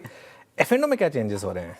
जी, तो 2 चीज़ें हैं एफएनओ में। एक तो लॉट साइज जो है बेंचमार्क इंडिसेस का कम हो रहा है। अगर हम निफ्टी की बात करें तो यहाँ लॉट साइज जो पहले 75 का था अब 65 हो जाएगा। इसके अलावा निफ्टी बैंक के लॉट साइज में भी बदलाव हुए हैं और निफ्टी फाइनेंशियल और निफ्टी मिड कैप सिलेक्ट में भी आपको लॉट साइज कम होता हुआ नजर पड़ेगा। तो अगर आप जनवरी सीरीज में जा रहे हैं तो ये बदलाव जो है आपको ध्यान रखने हैं। इसके अलावा अगर हम बात करें तो 4 स्टॉक्स एफएनओ में इंक्लूड होने वाले हैं। वारी और Premier Energies, obviously solar segment में से दोनों स्टॉक्स एफएनओ का हिस्सा होंगे। इसके अलावा स्विगी एक इंटरेस्टिंग नाम है और बजाज होल्डिंग्स, माफ कीजिए, ये काउंटर जो है ये एफएनओ में शामिल होंगे। 4 स्टॉक्स आ रहे हैं तो 4 जा रहे हैं। एचएफसीएल, एनसीसी, टिटागर और साइंट, ये दिसंबर सीरीज के आखिरी स्टॉक्स हो गए। जनवरी के कॉन्ट्रैक्ट्स यहाँ अवेलेबल नहीं होंगे। 4 इन 4 आउट, नंबर वही रहा, लेकिन ये कल से चेंजेस। शुक्रिया यतिन। तो ये कुल मिलाकर आपके लिए चेंजेस। राजेश सतपुते जुड़े हैं शो में, एक पिक ले लेते हैं उनकी, फिर एक छोटा सा ब्रेक लेना है हमें। राजेश जी, गुड आफ्टरनून, बताइए आपकी पिक। गुड आफ्टरनून जी, गुड आफ्टरनून एवरीवन। अनुज जी, देखिए मुझे लगता है मेटल में मोमेंटम अच्छा है। डिप पर है, डिप पे यहाँ पे कुछ ना कुछ तो बाइंग हो रही है। तो इसमें से टाटा स्टील जो कल भी सुबह मैंने दिया था उसी पे मेरी नजर है। 173 का थ्रेशोल्ड था, 175 के आसपास चल रहा है, तो 173 के स्टॉप लॉस के साथ लॉन्ग करें। हम इंट्राडे स्विंग के लिए इसे प्ले करेंगे, 180 का टारगेट होगा। चलिए, टाटा स्टील, सभी मेटल स्टॉक्स में ज़बरदस्त तेज़ी है और आज भी टाटा स्टील उसी तरीके से तेज़ी दिखाता हुआ। धमाकेदार ऑप्शन ले लेते हैं फटाफट, मानस जी से, राजेश सातपुते जी से और रचना जी से। मानस जी, बताइए आपका धमाकेदार ऑप्शन। तो देखिए, धमाकेदार ऑप्शन के लिए यूपीएल के ऑप्शन में खरीदारी करनी है। यहाँ पर एक फ्लैग पैटर्न का ब्रेकआउट हो रहा है, तो यूपीएल का 790 का कॉल ऑप्शन जो जनवरी मंथ का, जो कि 22 रुपए पे ट्रेड हो रहा है, उसमें खरीदारी करेंगे। 14 रुपीज का स्टॉप लॉस लगाएंगे, 35 रुपीज के टारगेट सेट करेंगे। ओके, यूपीएल हो गए मानस जी की पिक धमाकेदार ऑप्शन में। रचना जी बताइए आपकी पिक ऑप्शंस में क्या होगी? जी, हम एमएनएम को प्ले कर सकते हैं ऑन द अपसाइड, तो इसमें हम कॉल बाय करेंगे और वो हम करेंगे 3600 का और जनवरी का लेंगे नेचुरली। तो 128 पे ये ट्रेड कर रहा है, हम इसमें ऐसे लगाएंगे 115 पे और अपसाइड पे हमारा टारगेट होगा 150 एंड 160। ओके, एमएनएम की 3600 की कॉल। राजेश सतपुते जी, आप क्या पिक कर रहे हैं ऑप्शंस में? वरुण, मैंने तो निकाले थे, दोनों चले गए। 1 सेकंड, मुझे लगता है in that case I would like to go long in Bajaj Auto, क्योंकि बजाज ऑटो में जो स्ट्रेंथ है अभी भी मेंटेन है, फ्लैट फॉर्मेशन का ब्रेकआउट है। तो वीरेन जी, यहाँ पे देखिए मैंने जो कॉल ऑप्शन लगाया है वो है 9200 का, जो करीबन 292 के आसपास चल रहा है। 240 का स्टॉप लॉस मेंटेन करना पड़ेगा और इसका स्विंग का टारगेट करीबन सेट होगा, करीबन आप कह सकते हैं 400-410 तक का। तो बजाज ऑटो का 9200 का कॉल ऑप्शन बाय करें। ओके, चलिए काम करते हैं, फटाफट से एक ब्रेक लेकर वापस लौटना है।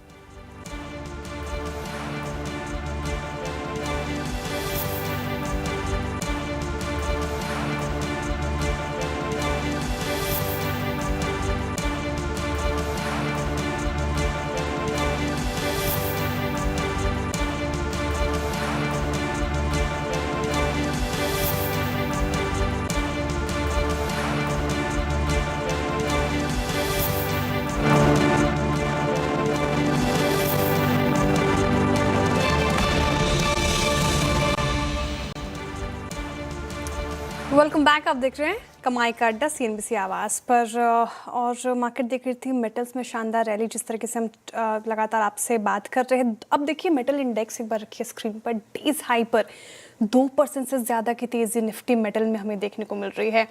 हिंदुस्तान कॉपर 10% ऊपर हो गया। एग्जैक्टली सर, हिंदुस्तान कॉपर 10% अब, और लगातार हम चर्चा भी कर रहे थे सीएनबीसी आवाज़ पर कि हिंदुस्तान कॉपर इस सीरीज का टॉप गेनर होगा और शानदार इस पर्टिकुलर स्पेस ने रिटर्न्स दिए हैं। एक बार सीएनबीसी आवाज़ में क्या कहा गया था हिंदुस्तान कॉपर को लेकर, एक बार फिर से सुनते हैं।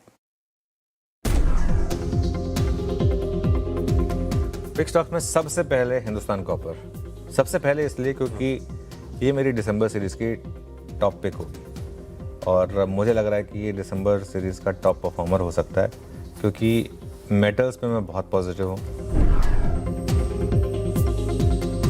हिंदुस्तान कॉपर जब इस सीरीज़ की शुरुआत हुई थी तो हमने एक व्यू लिया था कि स्टॉक ऑफ द सीरीज़ हो सकता है हिंदुस्तान कॉपर। इस सीरीज़ में करीब करीब 20 से 25% के रिटर्न्स दिखाए हैं यहाँ पर। जैसे सीरीज़ की शुरुआत में हमने दो स्टॉक्स की बात की थी, हिंदुस्तान कॉपर और हिंदुस्तान जिंक, और अगर आप देखें इस सीरीज़ में दोनों स्टॉक्स ने क्या शानदार मूव दिए हैं आपको। मेटल्स में इस समय एक सुपर साइकिल चल रही है। जब सीरीज़ की शुरुआत हुई थी तब हमने क्यों हिंदुस्तान कॉपर की बात की थी कि it would be the stock of the series, और वो इस सीरीज़ में अगर आप देखें तो 50% से ज़्यादा के इसने रिटर्न दिए, 54% के रिटर्न दे चुका है एक महीने में। ये स्टॉक एग्जैक्टली एक महीने पहले आज के दिन ही हमने इसकी बात की थी और कहा था कि स्टॉक ऑफ द सीरीज़ होगा।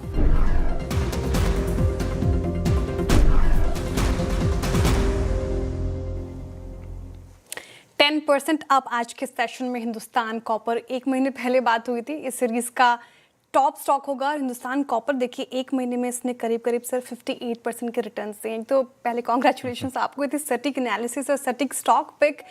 लेकिन सवाल वही जो लगातार अब सबके जहन में आ रहे होंगे जिन्होंने इस रैली में पार्टिसिपेट किया अच्छे मुनाफे में, वो क्या अब निकले बाहर, और जो रैली मिस कर चुके हैं उनको क्या हिदायत, और क्या लगता है आपको यहाँ से और आउट परफॉर्म करेगा हिंदुस्तान कॉपर? श्रेया, यही सवाल आपने मुझसे कल पूछा था, है ना, और कल तब ये 490 पर था और तब भी मैंने यही बात कही थी। देखिए स्टॉक मार्केट में बड़ा पैसा बनता है अपने प्रॉफिट को कैरी करने में।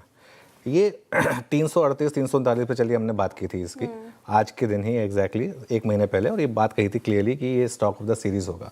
कई बार हम गलत भी पढ़ते हैं, let's be very honest about it, और कई बार सही पढ़ते हैं, कई बार गलत पढ़ते हैं। अब इसमें लेकिन जो बात है ना, बात ये है कि ये उस स्पेस में है जहाँ पर आप ये अंदाज़ा नहीं लगा सकते कि कितना ऊपर जाएगा ये। अगर आपके पास है तो इसका बस तरीका एक ही है, अब हर दिन जो है ना आप अपने स्टॉप लॉस को ट्रेल करते रहें। अब जैसे आज कल हुआ है, अब वो कल की ट्रेड जब स्टार्ट होगी उसमें आपके लिए फिर वो एक रीजनेबल स्टॉप लॉस लग जाएगा। देखिए एक दिन आएगा जिस दिन हिंदुस्तान कॉपर 8-10% नीचे होगा, उस दिन शायद आपका स्टॉप लॉस जाएगा, उस दिन शायद वो आप स्ट्रेट से बाहर हो जाएंगे। लेकिन तब तक आप 60% के रिटर्न बना चुके होंगे, 80% के रिटर्न बना चुके होंगे, या 100% के रिटर्न बना चुके होंगे। ये कहना टफ है। और एक चीज़, ये जितने भी प्लेस हैं ना मेटल्स के, इनमें एक दो को छोड़ दें अगर आप, तो कोई भी पोर्टफोलियो स्टॉक नहीं होता है। ये सारे के सारे आप इन सारे स्टॉक्स का, सारे सिक्लिकल स्टॉक्स हैं, इनमें आपको एंट्री और एग्जिट की टाइमिंग होनी चाहिए। एग्जिट कैसे होती है? एग्जिट जैसे मैंने कहा कि अगर आप एक अप साइकिल में, तो एग्जिट फिर आपको अपने आप नहीं करनी है, सिस्टम को करनी है, वो आपका ट्रेलिंग स्टॉप लॉस होगा, आपको उस हिसाब से करनी है। लेकिन मुझे खुशी है कि कम से कम एक ऐसी थीम जो हमने सबसे पहले पकड़ी और लगातार उसको हम रिविजिट करते रहे। और कई बार बताऊँ, मुझे कई बार डर भी लगा, कई बार डर लगा कि इस लेवल पे भी हम स्टॉक की बात कर रहे हैं, कहीं ये यहाँ से गिर ना जाए, कहीं जो अभी एंटर कर रहा है वो ना गिर जाए, लेकिन उसके बावजूद भी ये चलता रहा। अब अगर आप जैसे एंट्री कर रहे हैं, अब जैसे कल मैंने व्यू लिया था कि आज अगर आप एंट्री कर रहे हैं तो फिर आपका रिस्क रिवॉर्ड उस हिसाब से होगा। अब आज अगर आप एंट्री कर रहे हैं 8-9% ऊपर है अब ये, फिर ये आपको सोचना है कि वो आप, हो सकता है कि आपके लेते ही अगले दिन स्टॉप लॉस लग जाए। ये रिस्क फिर आपको लेना है। जिसने एक महीने पहले ले लिया था वो अब आराम से रह सकता है, उसको कोई टेंशन नहीं है। लेकिन अब अगर आप एंट्री करें तो ऑब्वियसली फिर आपको सोचना है। बिल्कुल, मेटल स्पेस में अच्छी रैली देखी और हिंदुस्तान कॉपर में शानदार रैली, और इस यही बात हम सीएनबीसी आवाज़ में लगातार करते हैं। और सीएनबीसी आवाज़ के साथ अगर आप जुड़े रहे हैं, बने रहे हैं, तो अच्छे फ़ायदे में रहे हैं। लेकिन अब मेटल से बाहर निकलते हैं और इंश्योरेंस स्पेस की बात करते हैं। देखिए ऊंचे इंश्योरेंस कमीशन पर सरकार की नजरें हैं। लगातार सीएनबीसी आवाज़ आप तक ये खबर लेकर आया है, और नेटवर्क 18 से खास बातचीत में डीएफएस सेक्रेटरी ने भी ज़्यादा इंश्योरेंस कमीशन पर चिंता जताई है, कंसर्न्स दिखाई हैं उन्होंने। और उधर IRDAI ज़्यादा कमीशन को लेकर सख्ती की भी तैयारी कर रहा है। एक्सक्लूसिव जानकारी के साथ मेरे सहयोगी यश जैन मौजूद हैं। यश, गुड आफ्टरनून, बताइए क्या है खबर? Good afternoon. तो सबसे पहले तो DFS सेक्रेटरी जो कि M नागराजू साहब है, नेटवर्क 18 के साथ एक खास बातचीत करते हुए बहुत सीधे सीधे उन्होंने कह दिया है कि बहुत जल्द इंश्योरेंस रेगुलेटर जो कि IRDAI है, ड्राफ्ट रेगुलेशंस लाता दिखाई दे सकता है और ये ड्राफ्ट रेगुलेशंस हो सकते हैं कमीशंस को रेगुलेट करने के लिए। उन्होंने कुछ 2-3 और इम्पॉर्टेंट कमेंट्स वही बातचीत में बताए हैं। उन्होंने सबसे पहले कहा है कि सरकार का इंटेंशन है कि इंश्योरेंस रेगुलेटर को और पावर दिया जाए ताकि वो रेगुलेट कर सके इस तरीके से कि किसी को भी ज़्यादा कमीशन देना ना पड़े। उन्होंने ये भी कहा कि सरकार को काफ़ी सारी कंप्लेंट्स आई है पॉलिसी होल्डर्स से ज़्यादा कमीशंस पे, और इसलिए ये मूव बहुत इम्पॉर्टेंट हो गया है ताकि किसी को भी ज़्यादा कमीशन ना देना पड़े। इम्पॉर्टेंटली वो एक स्टेटमेंट बड़ा इंपॉर्टेंट है कि IRDAI बहुत जल्द ड्राफ्ट रेगुलेशंस कमीशन को रेगुलेट करने के लिए ला सकता है, और इस पे हम काफ़ी समय से रिपोर्ट करते हुए भी आए हैं। अभी जो लेटेस्ट हमें अपने सूत्रों से पता चला है वो ये है कि IRDAI के द्वार पे भी जो तैयारी है वो ड्राफ्ट रेगुलेशंस बनाने की वो शुरू हो चुकी है। IRDAI ने काफ़ी कंपनियों से उनके सेगमेंटल कमीशन की जानकारी मांगी है, यानी कि आप मोटर में कितना कमीशन देते हो, आप हेल्थ में कितना कमीशन देते हो, हमें इंडिविजुअली इसकी जानकारी प्रोवाइड कीजिए। ये जानकारी मांगी गई है रेगुलेटर के द्वारा भी। इसके अलावा IRDAI का specific concern motor own damage और हेल्थ पर्टिकुलरली इन दो सेगमेंट में ज़्यादा है, क्योंकि उसका मानना है कि इन दोनों सेगमेंट में कमीशन काफ़ी ज़्यादा है। अब ऑफ कोर्स एक जो बड़ा इंडिकेशन DFS सेक्रेटरी ने दिया है वो ड्राफ्ट रेगुलेशंस पे, सारे सेक्टर की नज़र उस ड्राफ्ट रेगुलेशन पे रहेगी और ये देखा जाएगा किस तरह रेगुलेटर आगे बढ़ता है कमीशंस को रेगुलेट करने में।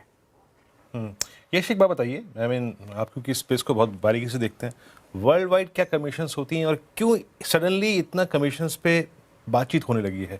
मतलब स्पेशली मोटर और हेल्थ में कितना कमीशन ये ले रहे थे और कितना बेसिस पॉइंट होता है अप्रॉक्सीमेटली, और ये जो अगर वास्तविकता हुई इस खबर में जो आप बता रहे हैं, कितना बेसिस पॉइंट रिडक्शन हो जाएगा इनके कमीशन में? कुछ ऐसा अगर है आइडिया तो आपको? तो हमने पिछले हफ्ते ये रिपोर्ट किया था कि दोनों लाइफ इंश्योरेंस और जनरल इंश्योरेंस साइड पे अलग अलग अप्रोच लिया जा रहा है। सबसे पहले लाइफ इंश्योरेंस साइड पे हमने ये रिपोर्ट किया था कि एक 9 मेंबर की कमेटी बनाई गई है और उस कमेटी की पहली मीटिंग जो थी वो हो चुकी है, जिसमें एक नॉन यूनानिमस डिसीजन लिया गया था कि एक डिफर्ड कमीशन मॉडल पे मूव करने की रेगुलेटर की परमिशन ली जाए। डिफर्ड कमीशन मॉडल यानी कि आप अगर पहले साल में 40% कमीशन देते हैं एक पॉलिसी की बिकवाली पे, तो उस 40% को 5 साल में डिफर कर दिया जाए, यानी कि अबाउट 8% कमीशन पहले साल में, और अगर अगले साल में पॉलिसी रिन्यू होती है तो ही अगला 8% दिया जाएगा, वरना नहीं दिया जाएगा। ये बहुत इंपॉर्टेंट मूव होगा और insurance industry, life insurance industry ये मांग करेगी रेगुलेटर से कि उन्हें डिफर्ड कमीशन मॉडल पे मूव होने की अनुमति दी जाए। जनरल इंश्योरेंस साइड पे भी कुछ CEOs ने रेगुलेटर को रेकमेंड किया था कि आप एक्सपेंसेस ऑफ मैनेजमेंट की जो लिमिट है जो 30% पे, उससे कम करके 500 बेसिस पॉइंट या 1000 बेसिस पॉइंट कम करके 25 या 20% पे लाइए, ताकि उसके अंडर जो डिस्ट्रीब्यूशन या कमीशन एक्सपेंस होता है वो अपने आप कम होते हुए दिखेंगे। तो ये दोनों इंडस्ट्री से भी पुश आ रहा है, सरकार से भी पुश आ रहा है, और रेगुलेटर भी इस पे बहुत अलर्टनेस से काम कर रहा है कि किस तरह कमीशन को कंट्रोल किया जाए। इंटेंशन एक ही है, कॉस्ट ऑफ इंश्योरेंस यानी कि प्रीमियम जो पॉलिसी होल्डर भरते हैं उसे कम किया जाए, और अगर वो कम होता है तो इंडिकेशन ये है कि इंश्योरेंस का अडॉप्शन और पेनिट्रेशन और डेंसिटी भारत में बढ़ती दिखेगी। ऑलराइट, चलिए शुक्रिया यश पूरी की पूरी जानकारी हमारे सामने साझा करने के लिए। और PB फिनटेक में ऑब्वियसली थोड़ी गिरावट है। अच्छा, मार्केट में शानदार रिकवरी है। निफ्टी बैंक अब 59,150 के करीब है, और ध्यान रखिएगा 59,250 आज सुबह में बात कर रहे थे, वो सबसे बड़ी रेजिस्टेंस थी, सबसे बड़ा रुकावट का जोन था 59,200 से 250, लेकिन अभी खैर उससे थोड़ा दूर है। निफ्टी क्या 26,000 क्रॉस कर पाएगा? 26,000 पर ऑब्वियसली सबसे ज़्यादा कॉल राइटर्स हैं, तो वो थोड़ा सा देखना होगा, लेकिन वहाँ पर भी आप अच्छे मूव्स देख रहे हैं इस समय। चलिए एक काम करते हैं, 4 का चौका ले लेते हैं, उसके बाद फिर आगे बढ़ेंगे। मानस जी से सस्ता ऑप्शन लेंगे, फिर चलेंगे रचना जी के पास FN सुपरस्टार के लिए, देन अमित सेठ जी हैं हमारे पास चार्ट का चमत्कार, और उसके बाद मिड कैप फंडा के लिए महेश जोशी जी। तो मानस जी बताइए आपका सस्ता ऑप्शन। देखिए, सस्ता ऑप्शन के लिए अशोक लेलैंड के 180 वाले कॉल ऑप्शन में खरीदारी करने की राय रहेगी। एक फ्रेश ब्रेकआउट चार्ट पे देखने को मिला है। तो जनवरी मंथ का 180 वाला कॉल ऑप्शन ₹3.5 के आसपास ट्रेड हो रहा है। ₹2.50 के स्टॉप लॉस से खरीदारी करेंगे और ₹6 के टारगेट सेट करेंगे। अशोक लेलैंड सस्ता ऑप्शन में पिक हो गई। कल भी स्टॉक अच्छा परफॉर्म करता हुआ, इनफैक्ट पूरे ऑटो स्पेस में अगर आप देखें एक अच्छी रैली, और अशोक लेलैंड उसमें पार्टिसिपेट करता हुआ। एफएनओ सुपरस्टार रचना वैद्य जी, क्या सुझाएंगे आप? जी, मेरी तरफ से यूपीएल रहेगा जनवरी के फ्यूचर्स में। This is only basis this remaining time frame. Maximum कल सुबह 1 आवर एडिशनली आप इसमें कर सकते हैं। 788 पे इसमें ऐसे लगाएंगे हम, और अपसाइड पे हमारा टारगेट होगा 800 और 805। Okay, UPL futures day high पर आके ट्रेड करता हुआ, ये आपकी कॉल है इस वक्त। अमित जी, आपका आज का चार्ट का चमत्कार? वीरेंद्र जी, मैं एयू स्मॉल फाइनेंस बैंक के साथ जाऊंगा। यहाँ पे हम फ्रेश ब्रेकआउट देख रहे हैं। चार्ट में कंटिन्यूअस स्ट्रेंथ है और and one of the strongest counters है। 998 के आसपास प्राइस है, बाय करें 988। ₹10 का स्टॉप लॉस रहेगा और टारगेट्स रहेंगे 1030 के। ओके, मिड कैप फंडा के लिए मयूरेश जी के पास ले जाए। मयूरेश जी बताइए, मिड कैप फंडा क्या रहेगा आपका? I think Uno Minda. हमें लगता है आई थिंक जो ऑटो एंसिलरी स्पेस है यहाँ पे आई think Q3 onwards numbers relatively बेहतर रहने चाहिए। कहीं ना कहीं आई थिंक जो OEM मार्केट है यहाँ पे एक जबरदस्त तेजी हम देख रहे हैं, बोथ इन डिमांड वॉल्यूम्स। और जो ये ईवी एग्नोस्टिक प्लेटफॉर्म बना रहे हैं सारी auto and companies including Uno Minda, हमें लगता है आई थिंक एक बहुत स्ट्रांग पोजीशन में है, क्योंकि जैसे नए मॉडल्स आएंगे जो कंटेंट पर कार है, इसमें 2 या 3x की ग्रोथ आ सकती है अगले कई तिमाहियों तक। इनपुट कॉस्ट स्टेबल रह चुके हैं, इसलिए EBITDA मार्जिन्स में एक एक्सपेंशन हो सकता है। इनके जो कैपेसिटीज है, manufacturing plants which are spread all over, पूरा इंटीग्रेटेड फैसिलिटीज है, जिसके वजह से आई थिंक एक बेटर कंट्रोल रहेगा मार्जिन्स के ऊपर। और इसलिए आई थिंक जैसे वॉल्यूम्स बढ़ेंगे OEM मार्केट से, रिप्लेसमेंट मार्केट से, इनके ईवी एग्नोस्टिक प्लेटफॉर्म से, कंटेंट पर कार, कहीं ना कहीं I think Q3 onwards numbers relatively बेहतर आने स्टार्ट हो जाए। तो हम काफी ऑप्टिमिस्टिक है auto Hanks as a space पे। With in that Uno Minda हमारी टॉपिक है।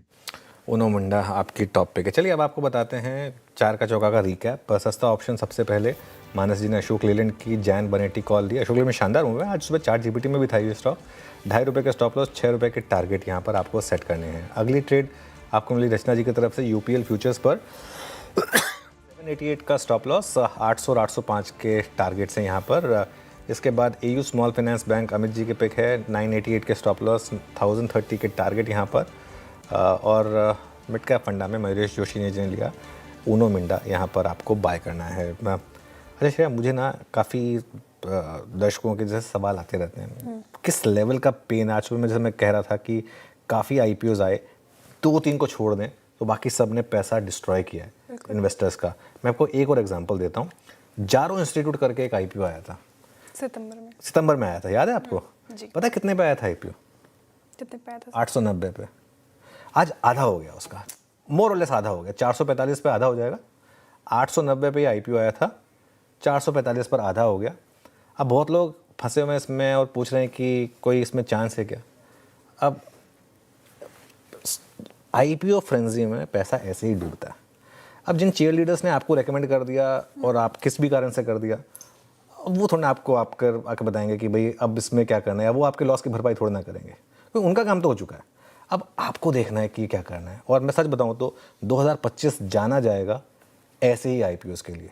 और मुझे इस चीज़ को बताने में मैं अपने आप को एक्चुअली गर्व फील करता हूं कि हमने कई IPOs, 90 to 95% IPOs पर हमने एक पॉजिटिव व्यू लिया ही नहीं, क्योंकि पता था कि ये जो IPO की स्टेज है, मेरे कुछ किसी कंपनी स्पेसिफिक किसी के अगेंस्ट थोड़ा ना कुछ है, लेकिन जिस तरीके से हमने वो सीरीज़ भी की थी, कहाँ फंस गए हम, उसमें भी आपने देखे थे ऐसे बतेरे IPO आए थे। आप सोचिए 2-3 महीने हुए हैं लिस्टिंग को और 3 महीने में स्टॉक आधा हो गया। अब कहाँ तो लिस्टिंग गेन मिलेगा इसमें? पहली बात तो लिस्टिंग गेन में नहीं मिला, डिस्काउंट पे लिस्ट हुआ। और उसके बाद क्या, अब आप कह दें कि लॉन्ग टर्म इन्वेस्टर वैसा बनाएगा, भाई साहब सॉरी, मैंने ऐसे मार्केट में बहुत कहानियाँ देखी हैं। ये यहाँ से और आधा ही हो जाए तो मुझे हैरानी नहीं होगी। फॉरगेट अबाउट, क्योंकि IPO प्राइस रिकवर करने के लिए आपको डबल होना पड़ेगा, यहाँ से वो नहीं होगा। खैर एनीवे, अब बात हम लिस्टिंग से कर रहे हैं तो कुछ और स्पेस की बात कर लेते हैं। हाल में लिस्ट हुई न्यू एज कंपनियों की, इनमें कुछ शेयरों में निवेशकों को अच्छा रिटर्न्स मिला है, लेकिन कुछ में नहीं। ये पूरी जानकारी लेकर हॉर्माज मौजूद है। हॉर्माज, गुड आफ्टरनून, बताइए। गुड आफ्टरनून अनुज। और 5 नए एज की कंपनीज, जैसे आप आईपीओस का जिक्र कर ही रहे थे, तो ये न्यू एज कंपनीज के लिए भी एक आईपीओस का साल रहा था, तो हमने 5 ऐसी कंपनीज को सिंगल आउट किया है इस लिस्ट में, जहां पर grow, Lenskart, pine labs, urban company और फिजिक्स वाला। स्ट्रीट अभी भी बाजार जो है थोड़ा सा वार्म अप हो रहा है, अब तक इतनी ज़्यादा एनालिस्ट कवरेज आई नहीं है इन सारे स्टॉक्स के लिए, लेकिन लेंसकार्ट पर सबसे ज़्यादा है, जिसकी हमने सबसे ज़्यादा चर्चा भी की थी आईपीओ को लेकर के, उसके वैल्यूएशंस को लेकर के। एक कॉमन फैक्टर है जो इन पांचों को अपने साथ रखता है, वो ये है कि इन पांचों जो आईपीओज है वो अपने पोस्ट लिस्टिंग हाई से सब्सटैंशियली नीचे है। काफ़ी ज़्यादा करेक्शन इन पांचों स्टॉक्स में देखने मिली है, फिर चाहे वो अर्बन कंपनी हो जो कि अपने पोस्ट लिस्टिंग हाई से 40% नीचे है, या चाहे वो ग्रो हो, फिजिक्स वाला हो जो 20% नीचे है, पाइन लैब्स 20% नीचे है अपने पोस्ट लिस्टिंग हाई से। एक और कॉमन फैक्टर ये है कि भले ही ये पोस्ट लिस्टिंग हाई से नीचे हो, लेकिन अभी भी अपने इश्यू प्राइस से ऊपर ही है। ये पांचों की मैं बात कर रहा हूं, फिर चाहे वो 6% के रिटर्न्स पाइन लैब्स के हो या ग्रो के जो हो 62% के रिटर्न्स आपको देखने मिल रहे हैं। हालांकि ज़्यादा एनालिस्ट कवरेज है नहीं, लेकिन जेफरीज ने हाल फिलहाल में ही ग्रो पर कवरेज की शुरुआत की थी, 180 रुपए के लक्ष्य दिए थे, और साथ ही में उन्होंने ये कहा था कि उनके पास काफ़ी ऐसे मोड है जो कि वो एक 35% की ईपीएस ग्रोथ का कैगर दे सकते हैं आने वाले 3 वर्षों में, और बावजूद इसके कि उनकी ग्रोथ रॉबिनहुड जो कि यूएस का लिस्टेड एक ब्रोकिंग फर्म है उनसे ज़्यादा है, लेकिन फिर भी वो वैल्यूएशन डिस्काउंट पे ट्रेड करता है। और वेल्थ मैनेजमेंट जो उनका बिजनेस है उसमें अगर ग्रोथ में तेज़ी हुई तो लक्ष्य में और 5% का इजाफा हो सकता है। लेंसकार्ट की हमने सबसे ज़्यादा चर्चा की थी, तो लेंसकार्ट का एक बुल केस सिनेरियो है, एक बेयर केस सिनेरियो है। मैक्वेरी ने कवरेज की शुरुआत करते हुए 530 रुपए के लक्ष्य दिए थे, कहा था कि उनके ग्रोथ का ट्रैक रिकॉर्ड अच्छा है, लेकिन लिस्टिंग से पहले ही एम्बिट ने लक्ष्य की बिकवाली की राय देते हुए 339 रुपए का लक्ष्य दिया था, और कहा था कि ये जो कंसिस्टेंटली निवेश करने की जरूरत पड़ेगी उससे बैलेंस शीट पर दबाव बना रहेगा। तो ये एक मैक्वेरी का एक बुल और बेयर था। मैक्वेरी ये कह रहा है कि क्षमता के बेहतर इस्तेमाल से मार्जिन्स को सहारा मिलेगा, लेकिन एम्बिट ये कह रहा है कि ये जो कंसिस्टेंट निवेश की वजह से फ्री कैश फ्लो जो है वो FY28 में ही पॉजिटिव हो पाएगा। अब अगर देखें, मैक्वेरी ने कहा था कि ROIC जो कि return on capital invested capital है वो आने वाले 3 वर्षों में तिगना हो सकता है। एम्बिट ये कह रहा है कि उनका ROCE और ROIC दोनों अपने पीयर से काफ़ी कम है, इस लिहाज से उनके वैल्यूएशन को जिस तरह का प्रीमियम मिल रहा है वो मायने नहीं रखता, वो वैल्यूएशन प्रीमियम जस्टिफाइड नहीं है। वही दूसरी तरफ पाइन लैब्स पर भी एक बुल और bear case scenario play out हो रहा है। जेफरीज ने 300 रुपए के लक्ष्य दिए थे, एमके ने 225 के लक्ष्य दिए थे।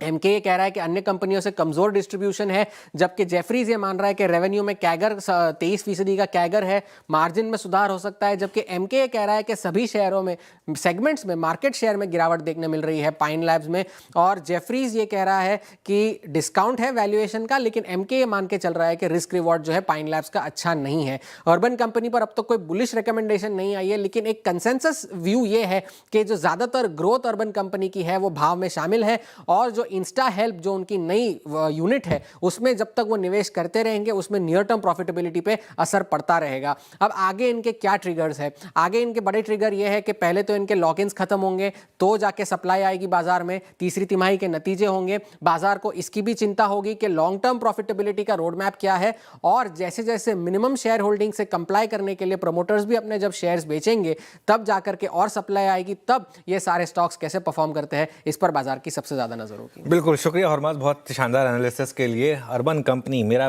पर्सनली ये मानना है कि सबसे ज़्यादा ओवररेटेड आईपीओ यही था। हालांकि ये अभी भी पैसा बना के दे रहा है, 103 रुपये का इशू प्राइस था, उसके मुकाबले अभी भी 132 पर फिर भी ठीक ठाक रिटर्न्स दे रहा है। हाँ, हालांकि आपने अगर लिस्टिंग के बाद अगर इस मोमेंटम को चेज कर लिया तब आपका बुरा हाल हुआ होगा, क्योंकि तब ये 180 के करीब से उसके बाद ये लगातार वन वे गिरा है, और ऐसा कुछ मोट भी नहीं है बिजनेस में। चलिए खैर, एनीवे एक छोटा सा ब्रेक ले रहे हैं, इसके बाद एमके इन्वेस्टमेंट मैनेजर्स के एग्जीक्यूटिव डायरेक्टर और फंड मैनेजर सचिन शाह जुड़ेंगे हमारे साथ।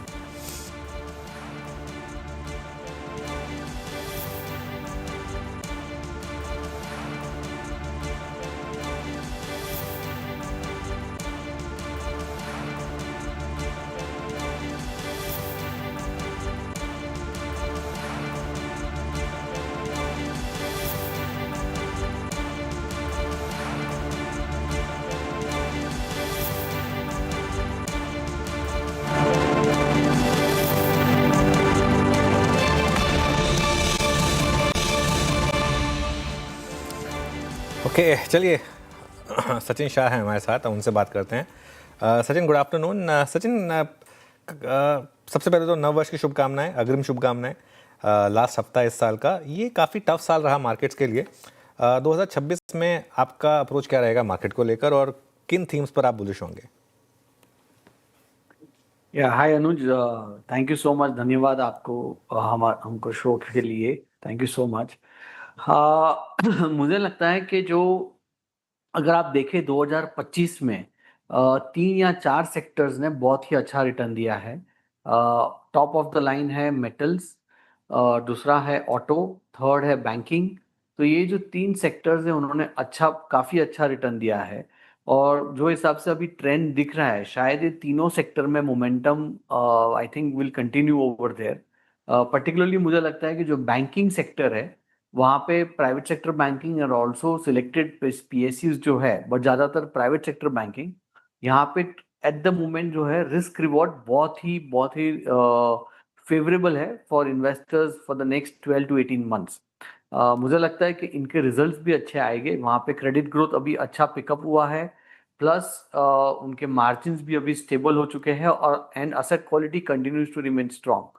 तो अर्निंग्स ग्रोथ जो है प्राइवेट सेक्टर बैंकिंग में हमें लगता है कि FY27 में जाके जो नेक्स्ट 12 मंथ्स है वहाँ पे एटलीस्ट 15 से 18% का ग्रोथ आ सकता है।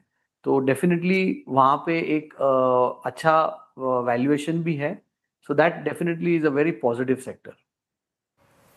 ओके सचिन जी, ये मेटल्स की ये साइकिल एंड स्पेशली अगर मैं एक इक्विटी ट्रेडर या इन्वेस्टर भी हूँ तो भी मैं कॉपर के ज़रिए अपने पोर्टफोलियो का एक अंश रख सकता हूँ, कॉपर स्टॉक्स के ज़रिए भी। आपका व्यू क्या है regarding I mean component portion of commodities in your portfolio for 26, और स्पेशली किन किन स्टॉक्स पे या फिर कमोडिटीज़ पर आपकी नज़र रहेगी? कमोडिटीज जो है पर्टिकुलरली जो आपने अभी बताया, नॉन फेरस मेटल्स है या फेरस मेटल्स है, स्टील है या जो भी है, वहाँ पे हमेशा ये बहुत ही हाईली सिक्लिकल सेक्टर है। और यहाँ पे क्या है, ग्लोबली प्राइसेस डिटरमिन होते हैं। तो इन्वेस्टर्स को ये ध्यान रखना होता है कि इसमें आपका ट्रेंड जो है, प्राइस ट्रेंड है या जो भी है, ये ओवरनाइट चेंज हो सकता है because of certain global developments. So I would say that अगर आप long, because these are not secular sectors, these are not sectors which can do compounding returns for you over next 5, 7, 10 years. These are very short-term cyclical trades. So investors will have to be very careful over there is my first point. Metals में overall I think precious metals have been doing exceedingly well, whether it is gold, silver, and I think there again it's a trade to do with the global trend in terms of the जो US dollar है that has weakened against most of the global currencies, euro है, pound है, या फिर metals है, precious metals है। So I think that is a global trend over there which has to do with money moving out of the US dollar assets. Okay, metals पे ये view हो गया सचिन जी। लेकिन PSU बैंक्स पर मेरा सवाल आपसे है, और जिस तरीके से आज रिकवरी को लीड किया है PSU बैंक्स ने, ये स्पेस ने पिछले 1 महीने पहले बहुत ही शानदार रिटर्न्स दिए हैं। PSU बैंक स्पेशली आपको कैसा लगता है और इसका आउटलुक कैसे देख रहे हैं आप? एक्चुअली अगर आप देखें तो कैलेंडर ईयर 25 में भी PSU बैंकिंग इंडेक्स जो है इट इज अप ऑलमोस्ट 25%। तो उन्होंने बहुत ही अच्छा आउट परफॉर्मेंस किया है। और क्लियरली क्योंकि PSU बैंकिंग के स्टॉक्स जो थे वो बहुत ही चीप थे, सबके वैल्यूएशन प्राइस टू बुक 1 और लेस देन 1 थे, और वहाँ पे रिजल्ट्स भी अच्छे आए, असेट क्वालिटी भी अच्छा आया। तो आई थिंक वही ट्रेंड चल रहा है अभी भी।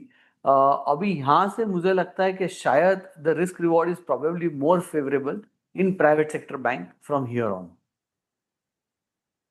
तो ये PSU बैंक्स पर आपका फिलहाल व्यू हो गया। लेकिन इसको थोड़ा और अगर सवाल को बड़ा करूँ सचिन शाह जी, तो ये पूरा बैंकिंग स्पेस, NBFC स्पेस भी अगर आपसे जोड़ लीजिए, और जैसे श्रीराम फाइनेंस आज परफॉर्म भी कर रहा है, MUFG एक बड़ी डील थी, ये पूरा स्पेस कैसा लग रहा है 2026 के लिए? यहाँ पर पैसे बनेंगे अच्छे?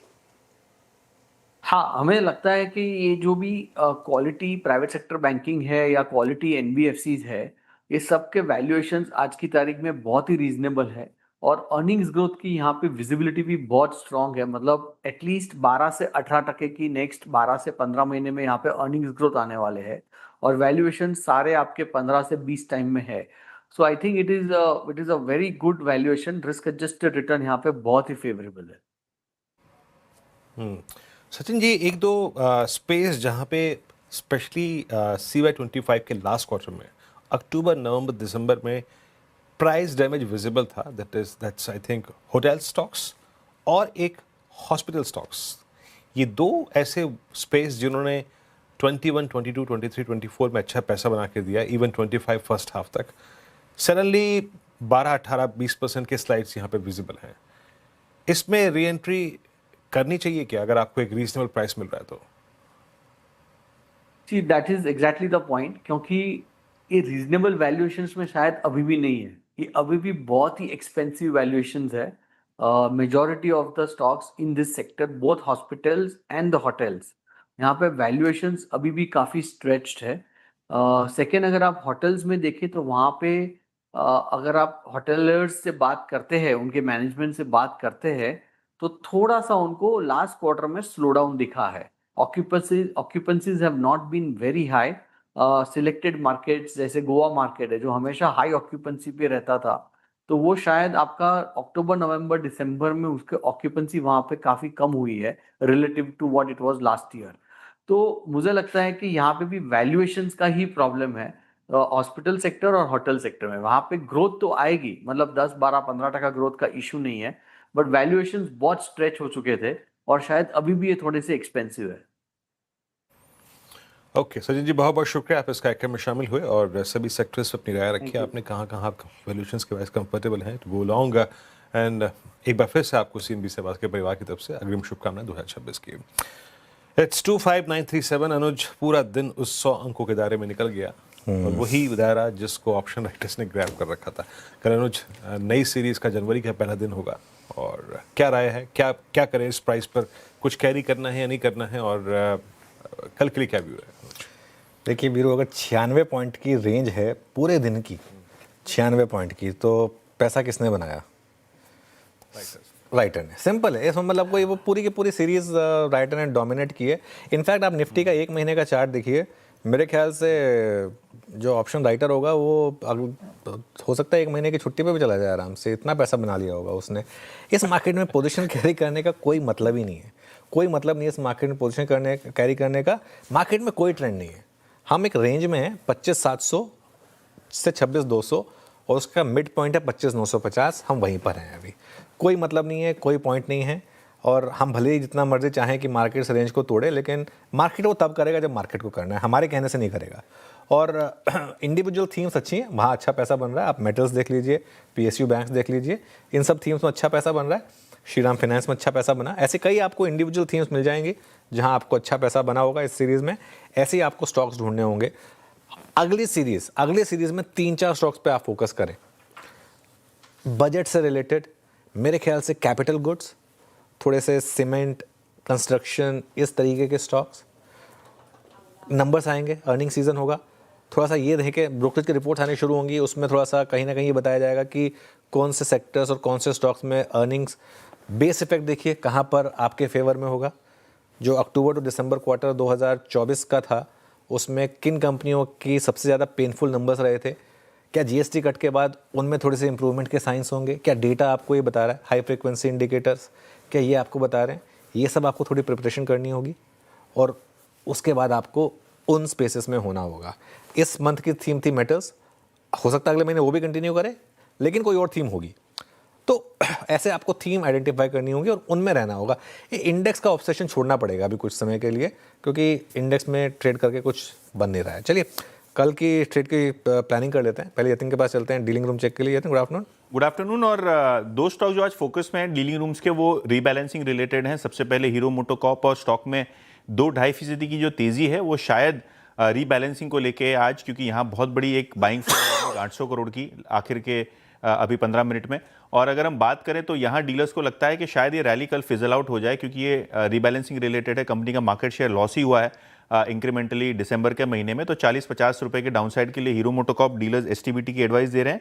और कॉन्ट्रा साइड पे कोफोर्ज ये काउंटर काफ़ी वीक है।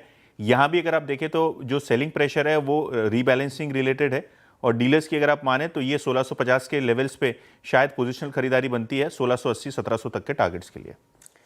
ओके, हीरो मोटो पे डीलर्स सेल की कॉल दे रहे हैं, वहीं आप बात करें कोफोर्ज पर तो यहाँ पे बाय की कॉल आई है।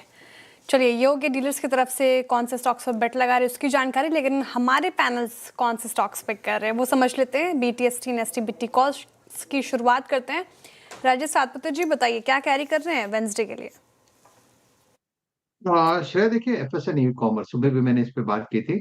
सुबह एक टारगेट लिखा था 268 270 का, तो मुझे लगता है जिस तरह से आज ये ब्रेकआउट दिया है तो हम वही टारगेट लेके काम कर रहे थे 270 प्लस का। 263.80 करंट प्राइस है, लॉन्ग करके जाइए, स्टॉप लॉस होगा 261 का। ओके, नायका ये हो गई राजेश जी के पिक। गावा सर आप क्या कैरी कर रहे हैं कल के लिए? Good afternoon to once again. Stock का नाम रहेगा बजाज ऑटो। अच्छी तेजी है और एक ब्रेकआउट चाहिए था, वो मिल चुका। आज ट्रेड कर रहा है 9286 पर बजाज ऑटो। स्टॉप लगाएंगे करीब उसका 9232 पर और टारगेट रहेगा first 9400 Bajaj auto. Okay, Bajaj auto आपका ट्रेड कैरी कर रहे हैं आप इसको। सुबह से CNBC राज पे दिया गया, 4 बार कॉल जा चुकी है पे। सुबह राजेश जी ये मानस ने पिक किया था एक बार, फिर विकास ने पिक किया था इसको। मानस आप फाइनली क्या कैरी करेंगे कल के लिए? तो देखिए, श्रीराम फाइनेंस पे खरीदारी करके जाएंगे। 2 दिनों के करेक्शन के बाद वापस रैली रिज्यूम हुई है, तो मेरा समझना है कि यहाँ से भी करीब 25-30 रुपए का आपको श्रीराम फाइनेंस दिखा सकता है। तो जनवरी मंथ का फ्यूचर खरीदेंगे और 974 रुपए 974 के स्टॉप लॉस से खरीदारी करनी है। 1005 तक के टारगेट्स पॉसिबल है। ओके, श्रीराम फाइनेंस 2.5% से ज्यादा की तेजी के साथ क्लोज हो रहा है और कल भी यहाँ पर एक रैली देखने को मिल सकती है। कविता जी, वेंसडे के लिए आपके पिक क्या होगी? श्रेया फार्मा से होगी, that is Glenmark pharma. 4 days 4 दिन की गिरावट के बाद आज अगेन एक ट्रफ बनाते हुए दिखा है फ्रॉम इट्स 10 EA में। सॉसर फॉर्मेशन देखें या गैप एरिया देखें तो मुझे लगता है 2080 तक के प्राइस मूव बनने चाहिए। अंटिल काउंटर 2008 के लेवल के ऊपर है, यहाँ पे पोजिशनिंग में रह सकते हैं for the price move of 2080 2060 as BTST। Okay, I think Amit ji की ट्रेड बाकी है शायद। अमित जी क्या ट्रेड रहेगी आपकी कल के लिए? जी अनुज, मैं बैंक ऑफ बड़ौदा के साथ जाऊंगा। यहाँ पे पुल बैक कंप्लीट हो गया है, 10 और 20 डेमा से रिवर्सल आ रहा है। Strong bullish candle backed by volumes. 293 के लगभग प्राइस है, 290 का स्टॉप लॉस रहेगा और टारगेट्स रहेंगे 300 रुपीज के। देखो देना। ओके, रचना जी आपका ट्रेड क्या रहेगा? जी, मेरी तरफ से ICICI GI में हम लॉन्ग करेंगे। 10 रुपीज का ऐसे लगाएंगे यहाँ पे 1960 पे जैन के फ्यूचर्स एंड 20 रुपीज का टारगेट होगा 1990। ICICI GI यानी कि ICICI लॉम्बार्ड, यहाँ पर आप ट्रेड ले सकते हैं। चलिए वीरू के पास चलते हैं, आज की मार्केट ब्रेथ जान लेते हैं कैसी रही वीरू। बिल्कुल अनुज, ब्रेथ को देखते हैं एक बार, क्योंकि मिक्स्ड रहेगी, क्योंकि its roll over day expiry day, तो उसको देखने का थोड़ा सा जो पर्सपेक्टिव होता है डिफरेंट होता है। हालांकि इवनली पॉइज नजर आएगी आपको हर शाखा। लॉन्ग 33, शॉर्ट कवरिंग 46, कुछ इतने ही शॉर्ट और लॉन्ग अनवाइंडिंग करीब 90 में। लॉन्ग अनवाइंडिंग को तवज्जो नहीं देंगे, क्यों? क्योंकि अगर यहाँ पे इस सीरीज़ के प्रॉफिट्स को बुक करके अगली सीरीज़ में लॉन्ग किया तो वो शायद उसको इतना इम्पैक्ट नहीं, रीड करने का तरीका वो नहीं होगा। लेट्स सी लॉन्ग्स ये कहाँ पर है। मेटल्स ने फिर डोमिनेट किया और लॉन्ग्स जो थे वो NMDC, then Hindalco, Hero Motor, two wheeler space सबसे स्ट्रॉन्ग। ऑल दो ऑटो बहुत स्ट्रॉन्ग था, बट उसमें भी अगर आप देखें in terms of OI it's Hero Motor Corp, Shriram Finance, Adani Energy Solutions, जो कि आज बाजी जीत कर ले गए। अगली स्लाइड आएगी शॉर्ट कवर की, ये इंपॉर्टेंट है। Nalco again dominated by metals, entire sequence, SAIL, Jindal Steel. लेकिन एक चीज़ बड़ी है, महत्वपूर्ण है कि towards the closure of the series, अंतिम पड़ाव में बैंकिंग स्टॉक फ्यूचर्स, जरा एक बस डायरेक्टर साहब निफ्टी PSU बैंक इंडेक्स भी इसके बाद देखेंगे हम। बैंकिंग स्टॉक फ्यूचर्स जो कि थोड़ा सा सिंक हुए थे बिटवीन 20 से लेकर 30 दिसंबर के बीच में, 28 दिसंबर के बीच में कुछ एवरेजेस को टेस्ट किया था। निफ्टी PSU बैंक ने इटसेल्फ अगर आप देखें तो 50 डेमा को टेस्ट किया था, वो एक शॉर्ट कवरिंग के फेज में गए। तो इसका क्रक्स अगर आप देखें समझें तो ये है कि मेटल्स में strength, fresh buying and PSU banks में शॉर्ट कवरिंग, अच्छी short covering towards the close of the series. एक बार लेके आइए फिर अब उसके बाद शॉर्टिंग वाली स्लाइड, कहाँ पर शॉर्ट बने। ये इंपॉर्टेंट होगा। देखिए बहुत सारी ऐसी बास्केट है जिसमें शॉर्ट बने हैं, कुछ तो एग्जिट होने वाले स्टॉक्स थे, बाकी अगर आप देखें solar industries, capital good space में शॉर्टिंग थी, बीएससी, मैरिको, सम्मान कैपिटल, टोरेंट पावर इनमें शॉर्टिंग थी, और लॉन्ग अनवाइंडिंग। फिर भी देख लेते हैं कहाँ कहाँ पर अगर आप देखें स्टैट्स कह रहे हैं। इट्स अंबर एंटरप्राइजेस, याद रखिएगा अंबर एंटरप्राइजेस आज डे लो पर क्लोज हुआ और ऑलमोस्ट जून 25 के बाद अब तक की सबसे लोवेस्ट ट्रैजेक्टरी में। बाकी टीटागढ़, एनसीसी, मसगांव और एचएफसीएल। अनुज ओके, चलिए अब एक काम करते हैं। एक बीरू ने मुझसे आते एक सवाल पूछा था कि आप कहीं से आ रहे हैं क्या। बीरू याद है आपने पूछा था कि जब मैं हाफ रहा था तो मैं एक स्पेशल शो करने गया था। मैं आपको शो का एंड कैसे हुआ वो दिखाता हूँ। और मार्केट इस तरीके का हो गया कि अब बस सबका ध्यान दो ही चीज़ों पर है, या तो गाने में या फिर शायरी में। एक बार जरा वो एक हल्का सा टीजर कल के शो का देखिए। गर्दिश में हो तारे, ना घबरा ना प्यारे, कर तू हिम्मत ना हारे, तो होंगे वारे न्यारे। 2026 में हिम्मत रखनी पड़ेगी। पहली बार मैंने आपको गाते हुए सुना है तो उसके लिए बहुत बिल्कुल तालियां। अगर मैं दो मिर्जा गालिब से इंस्पायर्ड, बिल्कुल तेजी में निवेश सब करे, मंदी में करे न कोई, मंदी में भी निवेश करे, तेजी उसी की होए। अरे वाह, शानदार, बिल्कुल। कहते हैं ना कि if you can't love me when I am bad, then you don't deserve me when I am good. हाँ, तो कुछ था, मोटे तौर पे ये बाजार पे बातचीत थी, लेकिन उसके बाद थोड़ा सा मुशायरा शुरू हो गया था। कैसे रही बातचीत ये अनुज? नहीं, बातचीत बाजार पे ही थी। ये सिर्फ टीजर देख के मत सोचिएगा कि हमने थोड़ा सा कुछ मुशायरा शुरू किया। पूरी सीरियस कॉन्वर्सेशन थी, पूरी बाजार के ऊपर थी, काम की बातें थी, कहाँ पैसा बनेगा। और देखिए 2026 जो है वो उम्मीदों का साल है, क्योंकि 2025 हमारे लिए थोड़ा सा ख़राब साल रहा था। तो उस हिसाब से 2026 में हम एक हाई एक्सपेक्टेशन लेके जा रहे हैं। लेकिन मैं एक चीज़ हमेशा यूज़ करता हूँ कि hope is not a data point, लेकिन डेटा पॉइंट्स भी इस तरह पॉइंट आउट कर रहे हैं कि 2026 में अच्छे रिटर्न्स बनने चाहिए। और यही हमारे पैनल का भी मानना था। ये पूरी कॉन्वर्सेशन आपको हम कल सुनाएंगे, कल सुबह के 10 बजे के शो में। तो ये सुनिएगा और जुड़िएगा मेरे साथ, नीलेश भाई और प्रशांत जी के साथ जो ये स्पेशल कॉन्वर्सेशन हुई, इसके लिए कल सुबह 10 बजे के शो में। चलिए अब आगे बढ़ते हैं। मार्केट, ये देखिए निफ्टी से कहते हैं ना, खाया पिया कुछ नहीं, गिलास थोड़ा 12 आना, आज वो हुआ। निफ्टी में अब मूव है 0.00% और 0.05 पॉइंट्स का। मतलब क्या, एक जैसे कहते हैं ना कि अगर कोई ऑप्शन राइटर है वो आरती करे और एक पूजा पाठ करे कि निफ्टी क्लोजिंग पे यहाँ होना चाहिए, आज मार्केट ने वो करके दिया है। निफ्टी एग्जैक्टली वहाँ पर जहाँ पे आज निफ्टी की शुरुआत हुई थी। मतलब इससे बेटर दिन नहीं हो सकता ऑप्शन राइटर के लिए। हाँ, लेकिन बैंक निफ्टी में अच्छा मूव आया। बैंक निफ्टी ने कोशिश की एक 59,200 क्रॉस करने की, नहीं कर पाया, अलग बात है। लेकिन कम से कम बैंक निफ्टी में जो दायरा था वो बड़ा था। निफ्टी में फिर भी हम 80 पॉइंट के माफ़ कीजिएगा 80 पॉइंट के दायरे में फंसे रहे।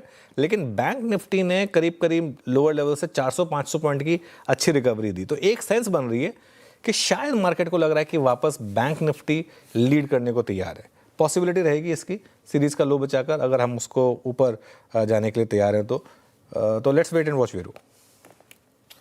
जी, तो निफ्टी बैंक यहाँ बिल्कुल अगर आप देखें तो आज ऑप्शन राइटर्स के ग्रिप में नहीं है। हालांकि याद रखिएगा 59,000 में बहुत बड़ी कॉल बिकी हुई थी कल, तो ये टुवर्ड्स डे हाई बंद हो रहा है। बट हाँ, वो 59,500 का जो मंथली कॉल राइटर था उसके लिए विन विन सिचुएशन थी। मैं एक दो स्टॉक्स और रखूंगा। इंडेक्स का आप रूपरेखा जो थी और स्ट्रैटेजी जो है और स्टैट्स जो है वो अनुज से समझ चुके हैं। मेटल्स सबसे स्ट्रॉन्ग जोन में जाके क्लोज होते हुए along with auto basket. That is, आप प्लीज़ निफ्टी ऑटो रखिएगा स्क्रीन पे एक बार। मैं यहाँ पे थोड़ा सा उल्लेख कर देता हूँ निफ्टी ऑटो को लेकर। निफ्टी ऑटो 27,884 पर, यानी लगभग मैं इसको चार्ट को अगर थोड़ा वीकली पे कन्वर्ट कर दूं या फिर मंथली पे कन्वर्ट कर दूं, एक बार फिर से बहुत स्ट्रॉन्ग सीरीज की तरफ हम बढ़ रहे हैं। याद रखिएगा ये निफ्टी ऑटो इंडेक्स का ऑल टाइम हाई जो क्लस्टर है ये अभी भी उसी पे क्लोज हो रहा है। एंड द एंटायर फोर्स जिसे कहते हैं ना, जो जनरेटेड थी वो अगस्त के बाद से अब तक कायम है। ये मानस, ये अशोक लेलैंड का अब सेंस क्या बन रहा है? सबसे स्ट्रॉन्गेस्ट स्क्रिप्ट है ये इस वक्त 178 पे। आपने क्योंकि इसके ऑप्शंस भी कैरी करे, वर्टिकल राइज, मतलब इतना वर्टिकल राइज शायद हमने कभी अशोक लेलैंड के करियर में नहीं देखा होगा। मैंने इसका भाव एक बार 13 रुपये भी देखा था, बट ऐसा वर्टिकल राइज मैंने कभी नहीं देखा इसमें। लग क्या रहा है, किस ट्रेजेक्टरी में जा रहा है अभी ये? देखिए 8 महीने में अगर हम देखें तो मेरे ख्याल से करीब करीब 80-90 रुपए की रैली स्टॉक दिखा चुका है। तो जो मीडियम या लॉन्ग टर्म ट्रेडर है तो जो थोड़ा सोच पाएगी, आप पोजीशन बनाइए तो बहुत पास में स्टॉक लगा 170 रुपए के नीचे। अगर 170 के नीचे जाए तो आपको लॉन्ग पोजीशन से निकलना पड़ेगा। लेकिन क्योंकि आज एक फ्रेश ब्रेकआउट चार्ट पे देखने को मिला है, तो उम्मीद कर सकते हैं कि यहाँ से 10 रुपए का आपको स्टॉक दिखा सकते हैं। तो शॉर्ट टर्म ट्रेडर के लिए अपॉर्चुनिटी है, लेकिन मीडियम टू लॉन्ग टर्म के लिए थोड़ा सा कॉशियस अप्रोच रहेगी और स्टॉप लॉस जरूर से लगा के रखिए 170 रुपए नीचे। Okay Ashok Leyland, short term के लिए आप देखें तो एक अपॉर्चुनिटी है, लेकिन मीडियम टर्म के लिए आप देखें तो अभी भी कॉशियस रुख अपनाएं। 170 के नीचे अगर फिसला तो आपको लॉन्ग साइड से एग्जिट करना होगा अशोक लेलैंड पे। फिलहाल ये व्यू हो गया। इनफैक्ट जहां कुछ चुनिंदा ऑटो काउंटर्स में अच्छे मूव्स हैं, एक बार आयशर मोटर्स रखिए स्क्रीन पर, और जिस तरीके से डेंट पड़ा है आयशर मोटर्स में, एकदम से नीचे आए हैं स्टॉक और 1.5% से ज़्यादा की गिरावट यहाँ पर। राजेश सातपुते जी, क्या हो गया आयशर मोटर्स को? क्या करना चाहिए इस पर्टिकुलर काउंटर में? चार्ट्स क्या इंडिकेट कर रहे हैं जी? जी देखिए, पूरा ऑटो सेक्टर एक तरफ और एक आयशर मोटर अलग ऐसा ये सीन है आज। और आयशर मोटर में सिर्फ 15 मिनट्स कैंडलस्टिक पे आप कह सकते हैं पूरे हाई टच करके इसने अपने दिन के लोअर पे आके खड़ा है, तो वॉल्यूम के साथ आया है। तो शॉर्ट यहाँ पे लगा है और इसका टारगेट होगा करीबन 7000 का, 7000 7040 के आसपास सपोर्ट दिख रहा है 50 डीएमए का। तो अगर किसी ने शॉर्ट रखा है तो फिर मुझे लगता है 7240 के स्टॉप लॉस के साथ बने रहे। लेकिन यहाँ पे कुछ तो हुआ है, कुछ तो भी आप कह सकते हैं कि थोड़ा सा हेवी सेलिंग यहाँ पे लास्ट हाफ एन आवर में आया। तो one needs to be little cautious. अगर लॉन्ग पोजीशन है तो एक बार के लिए काट ले, अगर है तो एक बार के लिए। कुछ तो हुआ है यहाँ पर। चलिए अब आगे बढ़ते हैं। साल 2025 में 2 दिन बचे हैं एक्चुअली, 5 मिनट के बाद तो एक ही दिन बचेगा। ऐसे में 2026 में बाजार की चाल कैसी रहेगी और कौन से सेक्टर्स आउट परफॉर्म करेंगे, इस पर एक ब्रोकर्स का व्यू ले लेते हैं कंचन से। कंचन, गुड आफ्टरनून। जी गुड आफ्टरनून। साल 2026 की बात करी जाए तो सारे के सारे ब्रोकरेज हाउस ये मान रहे हैं कि हमें जो टारगेट देखने को मिल सकते हैं वो है 29,000 से लेके 30,000 तक। आपकी स्क्रीन पे आ गया है। जेपी मॉर्गन मैक्वेरी 30,000 कोट कर रहे हैं, नोमुरा 300 कोट कर रहे हैं, बोफा 29,000, और साथ में गोल्डमैन की बात करी जाए तो 29,000 ये भी मान के चल रहे हैं कि साल 2026 के अंत तक हमें ये नंबर्स आते हुए दिखाई दे सकते हैं। लेकिन सबसे इंटरेस्टिंग बात यह है कि कौन से ऐसे सेक्टर्स हैं जहां पे हमें अच्छा खासा दमखम दिख सकता है। और यही नहीं बल्कि अगर हम बात करें सेंसेक्स की भी तो उससे पहले वो स्क्रीन पे लेके आते हैं। और सेंसेक्स में मॉर्गन स्टैनली का मानना है कि 95,000 तक के टारगेट्स और HSBC मान रहा है 94,000 तक के टारगेट्स। सेक्टर वाइज बात करी जाए तो देखिए एनबीएफसी यहाँ पे आपको आउट परफॉर्म करते हुए दिखाई दे सकते हैं। बैंकिंग, आईटी, फार्मास्यूटिकल, यहाँ पे लिस्ट खत्म नहीं हुई है। इसके अलावा डिफेंस, ओएमसीज, टेलीकॉम और ऑटो में भी अच्छा दमखम देखने को मिल सकता है। लेकिन कहाँ से आपको निराशा हाथ लग सकती है, ये भी काफी ज्यादा इंपॉर्टेंट है जानना। देखिए infra, consumer staples, consumer goods, capital goods, health care और एनर्जी, यहाँ पे थोड़ा सा आपको हो सकता है कि प्रेशर आता हुआ दिखाई दे। अब सबसे इंटरेस्टिंग जिसका आपको काफी देर से इंतजार होगा, स्टॉक स्पेसिफिक कहाँ पे इस टाइम पे बुलिश नजरिया हमें दिखाई दे रहा है ब्रोकरेज हाउस का। तो सबसे पहले बात करते हैं HSBC की। इनका जो बुलिश नजरिया है वो है हिंडाल्को, अडानी पोर्ट्स और अपोलो हॉस्पिटल में। और इस टाइम पे वो भरोसा किन स्टॉक्स पे नहीं कर रहे हैं तो वो है महिंद्रा एंड महिंद्रा, साथ में SBI और ICICI लॉम्बार्ड।